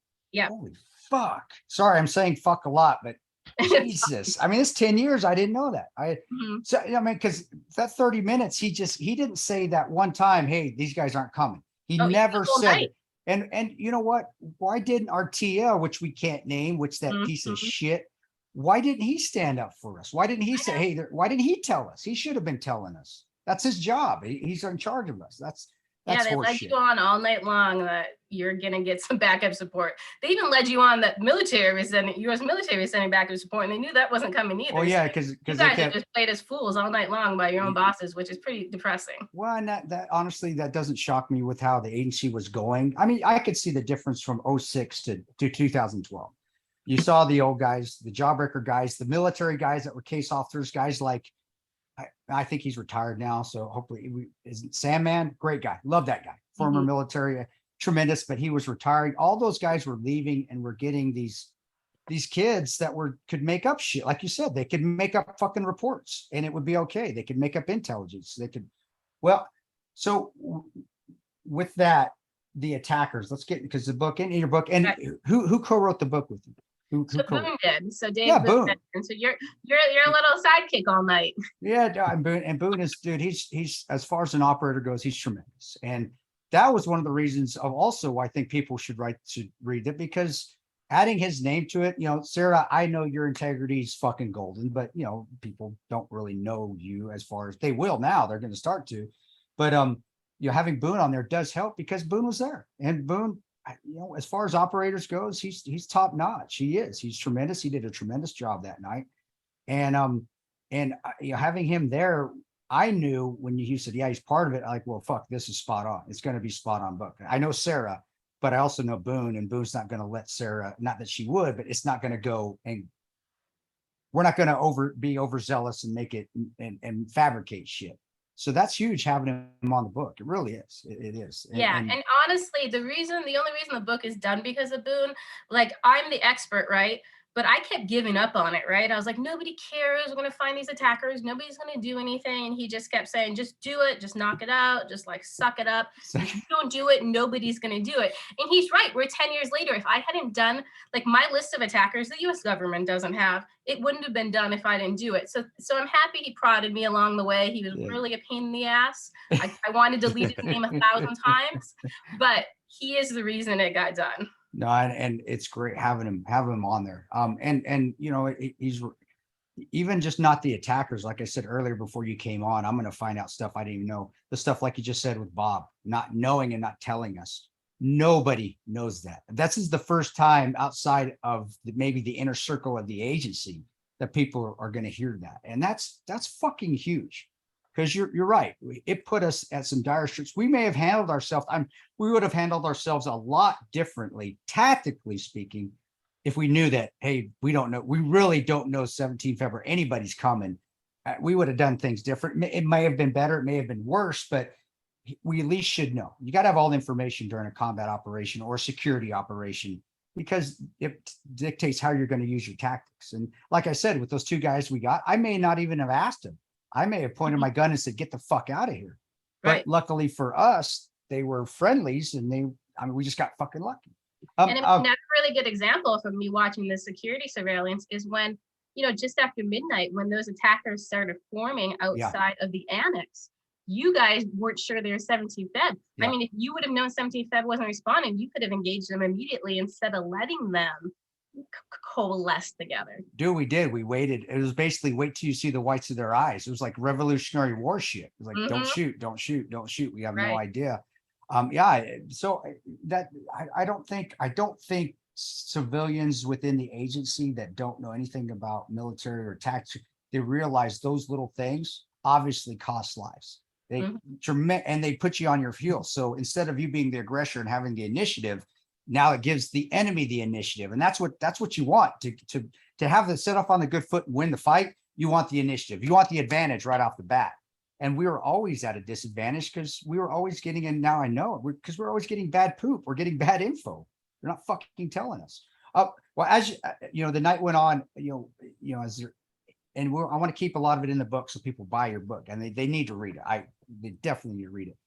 Before we get into the attackers, was there anything else that night that maybe I don't know or that we wouldn't know that was in there aside from the attackers? And I want to know where the attackers were from, what militias they were friendlies with, and so forth. But other than that, what else? One more thing, and then that's it. Don't give up your book. I don't want to one more thing. Well, this was in the Benghazi report, so you know this, but a lot of people, besides I think you and my mom, I think Teague read a few pages and gave up on it, but you and my mom read the Benghazi report. I know Boone did, and this is the only human I know. So, but in the Benghazi report, we make it very clear that the force that actually came at the end of the night and brought you guys to the airport was Gaddafi loyalists. It was an underground military intelligence unit in Benghazi we had no relationship with. So that's something a lot of people, they think some allied militia came and got us. It's like, no, Gaddafi's people brought us out, and that's sad that we had to rely on Gaddafi's people. It's completely ironic, and it shows the irony of war that you got saved by your enemy. You were, that's what I tell people. And I read it, so I saw it in there. I put it in when I talk my public speeches, I put that in there because I think it's fucking ironic as hell, but people need to know it. It's like, dude, we were saved by Omar Gaddafi. I mean, literally, we were saved by the guy that we were trying to kill. If that doesn't show you how fucked up the agency is and fucked up war is sometimes, I don't know what does. But again, we got lucky. And sometimes luck is what you need. And remember the private plane that brought Team Tripoli, so your GRS team from Tripoli, Gaddafi loyalist plane. Gaddafi loyalist plane, oil tiger. He's got money. Where did you start to find, gather the info on the terrorists that came in? And was it just Ansar Sharia and AQIM, or were there other militias, friendly, as McCain would say, friendly militias that came in, or friendly terrorists that came in to help us? Sure. Well, when we started, our focus was we wanted to prove to the world this is an Al-Qaeda attack. So we started focusing on the Al-Qaeda attackers at the consulate. Okay. One of the things that's really interesting is FBI released about 30 photos of the attackers. Yeah. We know there was about 80 80 faces in the video, right? But there's about 150 attackers in the area. Of those 30 photos, there is not one Al-Qaeda guy in the photos. Why? But exactly. So we said, screw the photos they released. We're starting from scratch. We're not going to use any of their information, and we're just going to do our own investigation. And so, yes, it was an Al-Qaeda directed attack. It was directed by the now late Dr. Ayman al-Zawahiri. So yay, CIA for taking him out in Kabul. I didn't know that. I had no, Zawahiri did art. Yeah, he directed the attack, and he actually has all these old networks. So you'll see in our book, there's a lot of guys who were in the Egyptian Islamic Jihad. That was the group he was in charge of before Al-Qaeda. You'll see a lot of the senior leaders now, right? Because it's been so many years. The senior leaders who sent fighters fought in Afghanistan. You'll see a lot of the attackers who fought in Algeria with Al-Qaeda. As you said, AQIM had a lot of attackers, well over 40 AQIM members alone were involved in this attack. So basically the main mastermind for the consulate is Muqtada Mukhtar. Everyone knows him, one-eyed Marlboro guy. Every year we kill him in a strike. He finally died in like 2016, super famous, fought in Afghanistan. So he was actually the mastermind who set up the whole kidnapping plot to go get the ambassador. So there you go. And that's so I tell people with the attacks that I don't know if he was going to get kidnapped or not. But that being said, I said, by how they did it, they could have rolled us up at, honestly, they had so many guys there, they could have rolled us up at any time. I like, they were trying to kidnap him, or they were trying to kidnap somebody. Do you think he was a high value target, of course, but once they figured out that, and they pulled him out and he was dead, and maybe you have more information, I thought he was dead from the smoke inhalation. I didn't think he was dead when he got to the hospital.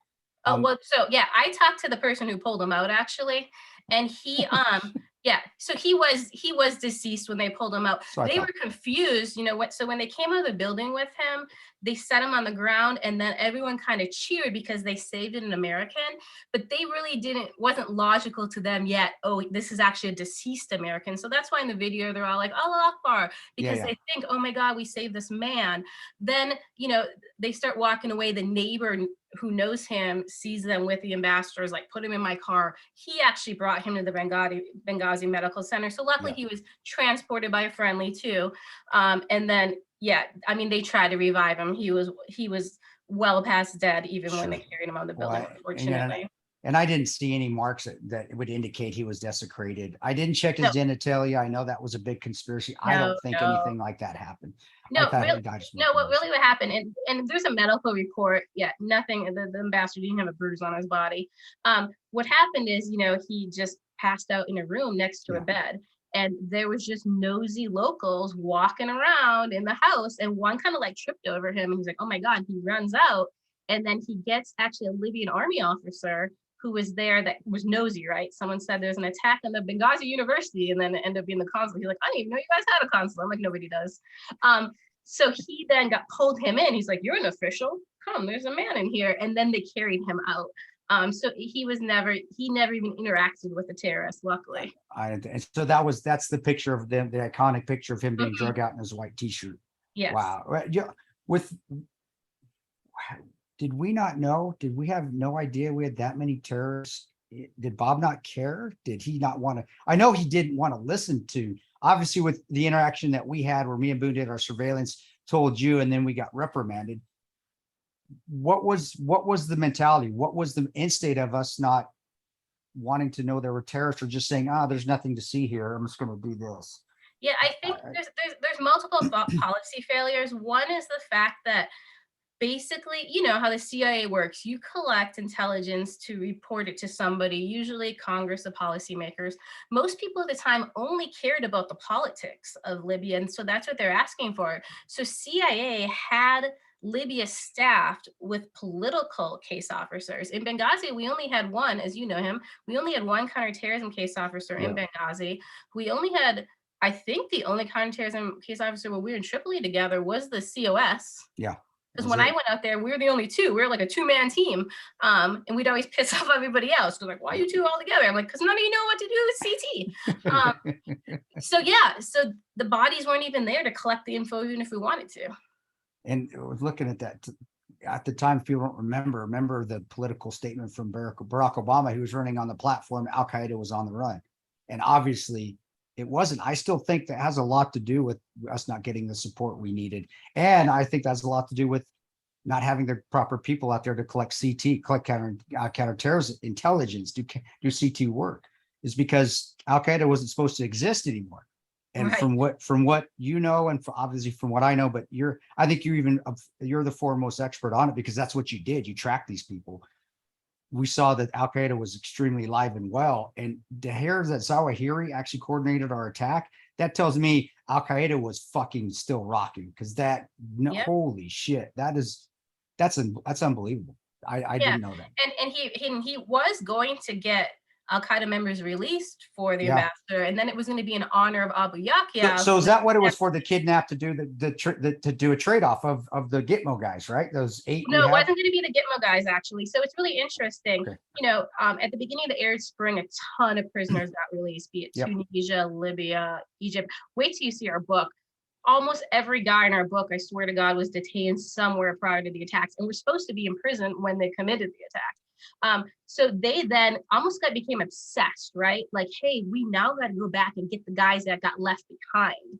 So yeah, one of the key terrorists, I mean, a lot of people won't know him. I never worked Al-Qaeda in Iraq, but one of the key terrorists, his brother was the lead commander who led the attack on the ground that night. He was actually on death row in Iraq. So he was one of the people they were going to ask for, to get him released. Another key terrorist they asked for, and we're going to ask for, he was in Jordan. He was detained for being involved in an airport plot there. Again, another Al-Qaeda Iraq guy. 2 years later, the same Benghazi guys kidnapped the Jordanian ambassador in Tripoli. Basically, a Benghazi attacker from our consulate kidnapped him. The base that he masterminded the mortar attack, transported him to Benghazi, and then another Benghazi attacker held him hostage in his house. So all of our attackers were involved. They then got that AQI guy released. Interestingly, he now leads our attackers basically at a refugee camp outside Tripoli. So he's still in the game. He's still linked to our Benghazi attackers, and they're still like unabated. Wow, that's unbelievable. With moving on, and I want to save your book. As we get through Benghazi and we do this, you get back to the agency, you get back to headquarters. At one point, did you see that this was we were starting to get rolled a little bit? They were going to basically turn on us. They weren't going to support us. The heads, there are people within the office that did. It was a faction, complete fact. There were guys that did, and there were guys that didn't. But yeah, when you saw that, I believe, didn't you also write a letter or something or can we not talk about? No, can we talk about that? I thought you wrote a letter. It's out of my book, so this is raw content for all. But yeah, so it actually happened while I was still in Tripoli. So like I said, General Petraeus came out to Tripoli in November. He came out, gave us a speech. A few people in Benghazi got upset because they realized, he actually doesn't know what has happened. Wait. He didn't know what? He didn't know what? Petraeus didn't know what happened to Benghazi when he came in? He did not know about the delay and those type of things. There's reasons why he doesn't know about the delay. It's actually not his fault. So when the Benghazi attacks happened, Bob forgot to call CIA headquarters and report an attack. So he waited 30 minutes into the attack, and then the communications officer in Benghazi is like, hey, Bob, you need to call CIA and send attacks going on. And he's like, oh, yeah. So Bob then called. Can I just say, it's so crazy? I feel like anybody who watched 13 Hours or read the book was like, wow, this Bob guy seems really incompetent. And then they're going to listen to this interview, and it's like they made him look better than he was. All right, that's what I tell people. I said, we made him look better than he actually was. I get so mad how good they made him look in 13 Hours. We did. No idea. We did. Wait. So I'm not going to say his name, but big former Vietnam guy, radio operator guy. I don't say it's because I think I told him I would never put his name out there. But so he's the one that told Bob, hey, you never reported it. Wow. So he actually it was Bob who called chief of station. The communications guy called headquarters. The interesting thing is, like I told you, this is 30 minutes in. So then when headquarters said, oh my God, an attack's happening, did you send a response? He said yes. Holy shit, that motherfucker. Right? You guys were gone, but it was factual at the time. So that's then what General Petraeus got, right? Hey, an attack just happened in Benghazi. CIA sent a team from Benghazi. CIA sending a team from Tripoli. So to the directing CIA is like, yeah, good. My people are doing what my people do. Okay.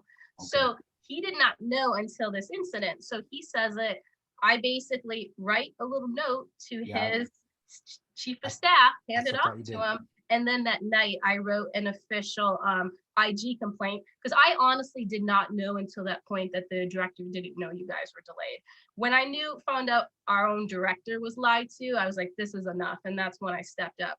So yeah, I wrote an IG complaint on I think it was maybe a Thursday night or a Friday night. I got a pretty immediate response from What a very was positive response. He said, I appreciate you sending this to me. I'm actually going to send a team out to investigate this personally.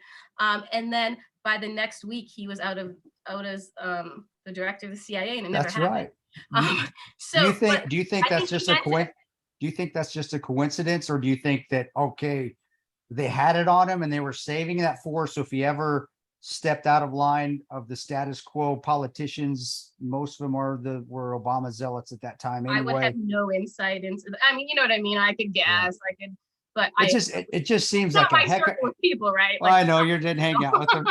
I just like, man, that's heck of a coincidence that he's going to actually help us. Then all of a sudden, oh my gosh, he's cheating on his, he's having an affair. And I hate to say it to y'all, agency, 99% of you fucks are having affairs. So, yes. Jeez. And I worked in Congress. 99% of them are having affairs. So I know we're going long, and Ian, step in whenever, brother. But no, this is this is explosive because of the fact that this is an interview where you're learning new things and you were there. I mean, so I think this audience are a lot of people who have read 13 Hours. They watched 13 Hours and they felt like they knew everything there was to know about the attack. And 10 years later, even Chris is learning new things.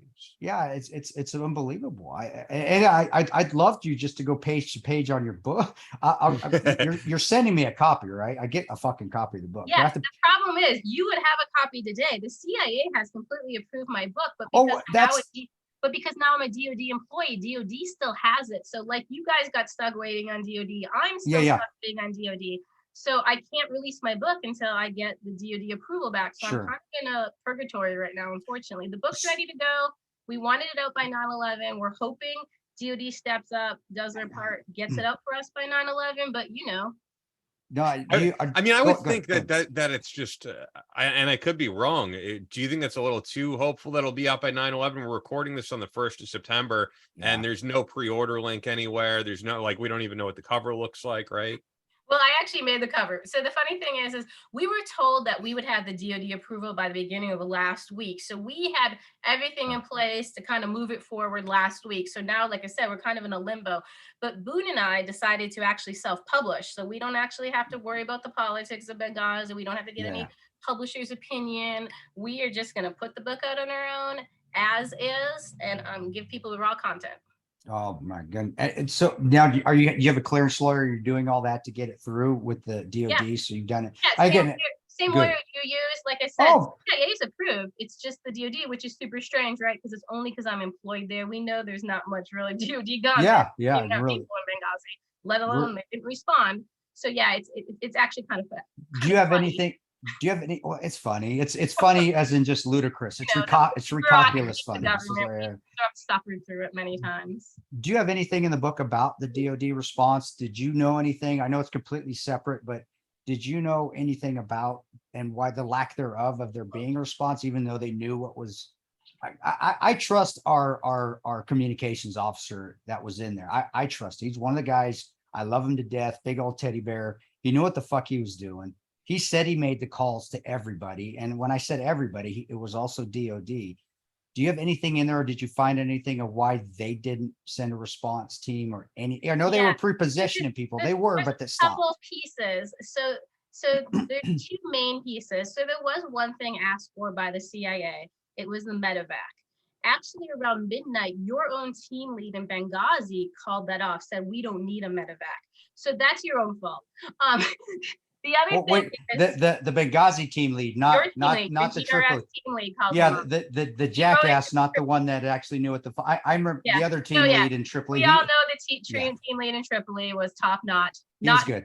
Your team lead. Yeah, he was cool. I can only say positive about the Tripoli team lead. Of Did course. did he say why? Did you get anything of what the fuck? Yeah, well, he basically told kind of your deputy team lead in Tripoli, call it off, we're not going to need it, and then he called it off. So that's why there was no medevac. Then, kind of about an hour after that, there was this crappy post on Facebook from something called like the Tripoli Military Council. It wasn't even a legit site. Nobody was tracking it, saying there was going to be an attack on the U.S. Embassy in Tripoli. From that point on, nobody even knew attacks were still ongoing in Benghazi. They shifted every focus to Tripoli. So at 5 a.m. Benghazi time, when DOD put the order out to send, I don't know if you've ever read it, but when they put the order out to send resources, I don't know if you've seen, it only sends resources to Tripoli. The word Benghazi is not in the order anywhere. And remember, you guys still have another attack coming. So this is even prior to the mortar strike. So yeah, they lost focus off of a Facebook post. It's kind of embarrassing. That was the Mike Morrell analyst he trusted his analyst where he came on, and when Morrell was the deputy. And he said, there was a Facebook post that came out. We trusted our analysts, and the Facebook. I remember hearing him say that. The CIA, the DOD, like, it's just like, everyone cared. And the funny thing is they moved all those people from the U.S. Embassy in Tripoli to our CIA annex anyway. It was like an empty building. But yeah, they cared more about protecting an empty building in Tripoli than to go in and help the people where ongoing attacks were occurring. What in the fuck? I swear I call it a shit show. It was complete shit show. Well, we're moving, and we'll get into a little bit. And we might want to have you come back on too to talk about, because your story about being on the Benghazi Select Committees is a story within itself too. I remember you were banging your head against the wall and just to get on it. And then when Trey Gowdy brought you on, you saw a lot of shit that a lot of people didn't see in those rooms. And only I saw. It was dramatic when I first came on. Like, it was huge. I had to go and be debriefed myself before they let me. They went to the CIA and tried to get me removed. Yeah, it was a lot of drama. There's a lot of mess in Congress. People don't always just want to do their job right, but Trey did, and so that's why I stuck it out and went through all that mess up there, because I knew he wanted to do a good job. And do you think just overall that committee, without getting into details, that he was actually trying to find, I know he's a Republican and I know he's got allegiance, they all do, they say they don't, but do you think he was actually trying to get the truth and not just get, hey, what we can do to help the right win elections and make sure that Hillary's not president, which she did that to herself with what happened. But do you think he really was the integrity? He just wanted to find out what was going on, or was it a complete, hey, right versus left sort of thing going on? Sure. I actually have a really good example of that. But first, I was there for 2 years. I don't think I heard Trey Gowdy once say the name Hillary Clinton. That's how much she was on the back burner. I know people were briefing him like, hey, we got some of her emails. We're reading through them. We're looking what staff was doing, decisions that were being made. A lot of people were talking about Patrick Kennedy and Charlene Lamb. Like, their names are those around talking about Hillary Clinton. Yeah, those two. Those two should rot in hell. But here's the example that I always give everybody. So, I'm pretty apolitical, as you know, but when I actually got asked on the Benghazi committee, I had been a 20-year Democrat. He didn't care I was a Democrat, right? So he took a Democrat onto his Republican committee. It was actually my time in Congress that made me leave the Democratic Party, because they were so horrible to me. But yeah, he didn't give a damn. He's just like, hey, I want your knowledge. You seem to know the most about this. Like, that's what I need on my committee. So I think just that's proof alone. Like, he brought a Dem in. Should he have done more in his report? Should he have? I mean, he did have a lot of information, but he didn't. But he wasn't supposed to find a guilty or innocent verdict. He's just supposed to write the report, and then the assistant, then with the attorney general, the little guy, what the fuck was his name? The little guy from Alabama. He was supposed to actually action that. He was supposed to do things. What do you think on that? As far as I think Congress only has so many carrots and sticks. Really what you want Congress to do is go fix broken programs, get funding to the people who need funding. So obviously one of the things we did push, right, is getting state to increase their training again. But, you know, at the end of the day, there are some state officers that obviously, as we just said their names, they should have been fired from the US government. That actually really wasn't Congress's role, right? The Department of Yeah. State should have stepped in and said, hey, here's all this evidence in front of us. Like, we need to can them. They can't can a Kennedy, right? So unfortunately, you know, it's a broken system. I think the committee did what the committee can do, but it did teach me Congress has limits. Congress doesn't really have much power. It's unfortunate. And, you know, it's an ongoing issue. Wow. Wow, that's amazing. I know I could talk to Sarah for like 2 hours about this, but again, I could listen to it all. There's so much. There's so much. Holy here. shit! This is we are breaking news. Fuck you, Fox and CNN. We are breaking news here on the Battle Line. It's true, man. And I do sometimes wonder how sometimes some of the stuff we've had on this show doesn't get picked up. I would hope that some of this gets picked up, because I think a lot of this is explosive. A lot of this we're hearing for the first time 10 years later. One thing I'm personally wondering, Sarah, is like, as an outsider, I was someone who was working in political talk radio at the time. As Chris knows, I very briefly got to meet Glenn Doherty. I got to meet tons of people in the special operations community. And when I heard about this happening, pretty shortly after the attack, all of us who were just observing the response were hearing this was a protest. This was over a YouTube video that basically no one watched. This wasn't even like a viral video. It wasn't even on anyone's radar. What was like your response when this is what you were hearing and this was the narrative of the mainstream media, and Chris, Tig, Boone, they weren't able to come out there and combat any of it? Yeah, actually what a lot of people don't know is early on, I was pushing really hard that there was no protest or video. And actually my chief of station at the time in Tripoli backed me. So what we were doing is sending dissents to the report. So when CIA was writing, hey, there's a protest, we were saying dissent from chief of station. There was no protest. Were they putting that in the report? I don't know, but that's kind of the kind of opportunity you have at CIA. You can write a dissent, right? Another thing is when we got the video, there was no protest. So I reached out to the CIA analyst that day. I said, we were watching the video in the GRS office. And I said, hey, I got the video. There's no protest, like start deleting it from your papers. And they said, we're not going to delete it until you mail us the video and we see it for ourselves. Those motherfuckers. And they were getting, And then we know they still have the video, right? So they got the proof and they still say that there was a protest in a video because that was the narrative they wanted and they just wanted to shut us up. And you might not have any knowledge on this whatsoever, but I'm going to ask it anyway, just in case. When that video, and it was a YouTube video insulting Islam, I guess you would say, and it was low budget. It had people running around with towels on their head and, you know, whatever the fuck. But that guy was later arrested for tax evasion. Do you think he was targeted because of that video and made an example of? No one seems to know the answer to that. I mean, likely. I mean, they use the IRS for targeting all the time. I mean, many of us had IRS investigations against us who worked in Benghazi. So yeah, I mean, probably what happened, and also just another way to make him look bad, to keep that video narrative going. As you said, the video did not go viral in Libya. Even a day after the attacks, when all of our policymakers were talking about the video, it still wasn't viral on September 13th. So yeah, the fact that anyone in Libya was watching this video, the video actually came out months prior. It just was another translated version that came around this time. But yeah, everyone's really confused about this. Even the Egypt protests were nothing to do with the video. They were actually planned for maybe around the third week of August. They shifted them to September 11th. Again, so there's a video that came out in between, and then now people are like, yeah, well, now we can complain about this video too. But the protests were never planned for the video. Do you think it was also maybe an attack on the First Amendment in general? It was a way to say to the American public, you cannot put out a video insulting Islam because you will put our troops in harm's way, or you will put contractors in harm's way. Because I almost felt like that's the message they were sending, that if you put out certain videos on YouTube, you are harming our, you know, guys who are out there protecting us. And YouTube, I think prior to that was like, it really was a free speech platform, and now it's not.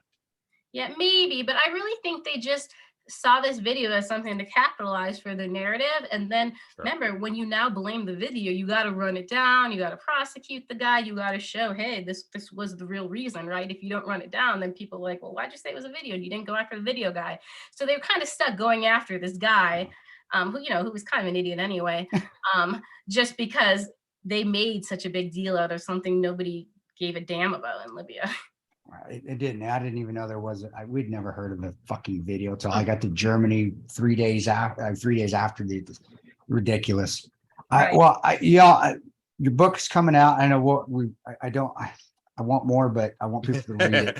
Yeah, But I do, I would like you to bring on again when we got time, and Ian, we can make it happen to talk about the Benghazi Select Committee story, because that's. I mean, here's the thing: we were planning on just you and I kind of talking next week. I don't know if you want to do a part 2 next week, because this would be the month. I would, if you're game, I'd like to bring on, and let's just continue on and talk, because that in itself, even for me going there, I think I did three times. I even have stories from there that were just ridiculous. I mean, and it's actually I could write a book about that in itself. And I know you saw everybody testifying. I only know about what happened to me. You sat in with everybody. So whatever you can talk about was that. I'd love to have you on, because I'd like to know what some of those case officers knew. I didn't know that I didn't know she had written something that that basically said we weren't telling the truth a few days after the case officer that was there. I had no idea. I would have loved to know what the hell she said behind closed doors of what you can say. I know a lot of really funny. She wrote me, I want to say there was a news article that came out in San Diego, about the Sandown. And like the next day, I wasn't friends with her. She wrote me in the internal CIA thing, this weird message, right? It looked like it was really formal. And I was like, oh my God, I think somebody's with her at her computer trying to solicit information from me. And so it was a message, basically informal but formal, asking me who gave the info to the San Diego news people, which I of course had no idea, but I was like, oh my God, like this chick is trying to like sell her own people. Like what happens if they just get stitches? She's trying. That's what we used. You know what? As the GRS guys towards the end of our career, I know me and Boone used to say this, and I used to say it with Tig too. It's like, dude, we do more spying. We're doing more spying on our own people than we are trying to spy and catch terrorists. I think I said it after Bob reprimanded us for finding the Al-Qaeda guy. I mean, we found him. It was like Boone is like, holy shit, nobody needed to tell us. I was like, that's the guy. Hey, Sarah, we got the guy. He's there. Here's the 10-digit grid, not even an 8-digit. We're giving you a 1 meter location of where he's at to go kill him. And we get reprimanded. We get chewed out. We're like, why are you guys doing that? Why are you guys going to find terrorists? I thought that was our job, chief. What the fuck? And so it's just amazing that it really was. That was kind of a half-hearted joke, but as we get farther and farther away from Benghazi, and I learn more away from my time, really feel like that's what we were doing. And from what after the fact, especially, she's there trying to dig for intel from you, when she should be trying to dig intel from the attackers. Who the fuck were they? No one's cared about the attackers, so that's why we made it a big focus, and we self-funded our own investigation. So it's funny when people are like, you're gonna make money off a book. I'm like, make money off a book, I'm so in the hole. I know, it's for everything. It's crazy, because I even said it before when we were doing the intro. I think the people who really paid, the ultimate sacrifice to the guys we no longer have, but the people who really made the sacrifice, meaning you guys, certainly did not get rich off of it. And I even mentioned earlier, the funeral for Glenn Doherty was paid for by his friends. The government didn't cover any of that. And when you think about the amount of money we waste on every single thing every day in this country, the billions of dollars, and they couldn't even pay for a funeral of a former SEAL Team 6 member and CIA contractor, it's disgusting. It's embarrassing. I mean, our friends didn't get the respect they deserved, in their death. They haven't got the justice they deserved, and it does weigh heavy on the soul, Well, how do you feel 10 years later? I'm just wondering, because I think people have heard kind of Chris's take on this, and Tig and Boone and all these guys and Oz. You're someone who's been completely out of the spotlight. I'm sure when people meet you, they don't have any idea that you had anything to do with Benghazi, but everybody knows, at least they've heard the word Benghazi. They may have seen the movie 13 Hours. They may have read the book. Just what has your life been like this past 10 years when you think back, the fact that we're in September now, and it's been an entire decade. Yeah, I'll give it this kind of as my closing point, because I do have to go off to another engagement, I'm Sure. She's hot shit right now. It's gonna get busier for you. I'm just telling you right now. It's gonna probably get busy for you. So be ready.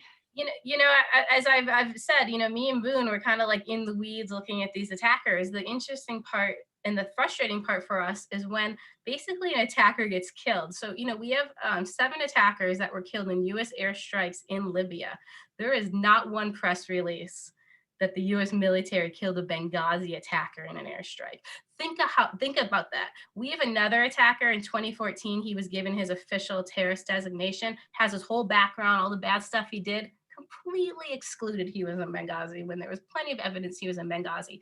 They have cut the Benghazi attackers out of history. They have not gone after them. They want you to never say the word again. And it's infuriating. And we want to change the narrative, and we want to show people, hey, the US government has not done their job in this, and it's unsatisfactory. And you guys are, and it's never going to go away as much as they try to. This good looking face will never go away. It's not going anywhere. But with you doing this, sir, this is awesome. I mean, this is amazing shit. I'm flabbergasted at some of the stuff you said, because I didn't know. 10 years still, I didn't know that a lot of the stuff didn't happen that should have happened. Right. So no, this is awesome. And I'd like you, if we'll have you on again, if we can, just to. Can you do? I mean, I know I'm putting you on the spot, but like a week from today, same time. Yeah, I'll circle back with you after this, because like I said, I got to run to, unfortunately, another meeting at 1. Go for it. But yeah, we'll plan something and get on the book. All right, thanks. This has been absolutely awesome, Sarah. So if we could do it next Yes. week and we could talk about the select committee, that would be awesome. Okay. But really appreciate this. The fact that Chris learned stuff, I obviously learned a lot, and I think our audience did too. Yeah. The only thing, I mean, we don't have anywhere to pre-order the book. Do you have any social media that you could promote? Is there anything to promote? What can we do to help you? What can we do to help? I will get you links. We made up a quick little IG page. It's called Ascari Media Group. That's the name of who's producing it. But it'll get out there. We'll get you all the links for the books once we get the DoD approval. Like I said, we're kind of a wrist or tied, right? I mean, we can't really promote something we don't have approved. So, unfortunately, we're stuck waiting on a process of the U.S. government that should have been done by now. So we will share once we have everything. Okay. How do you spell the Instagram for people who want to follow? It's just ASKAR and then Media Group. Ascar. Sorry, ASKARI. Scar. Media Okay, Group. ASKARI Media Group. I Okay, thought cool. I'll make sure I put it in there. What were you saying? Yeah, it's like I thought the I was silent or something. Ascar. Okay. No, we'll definitely get it out there. And yeah, super bad.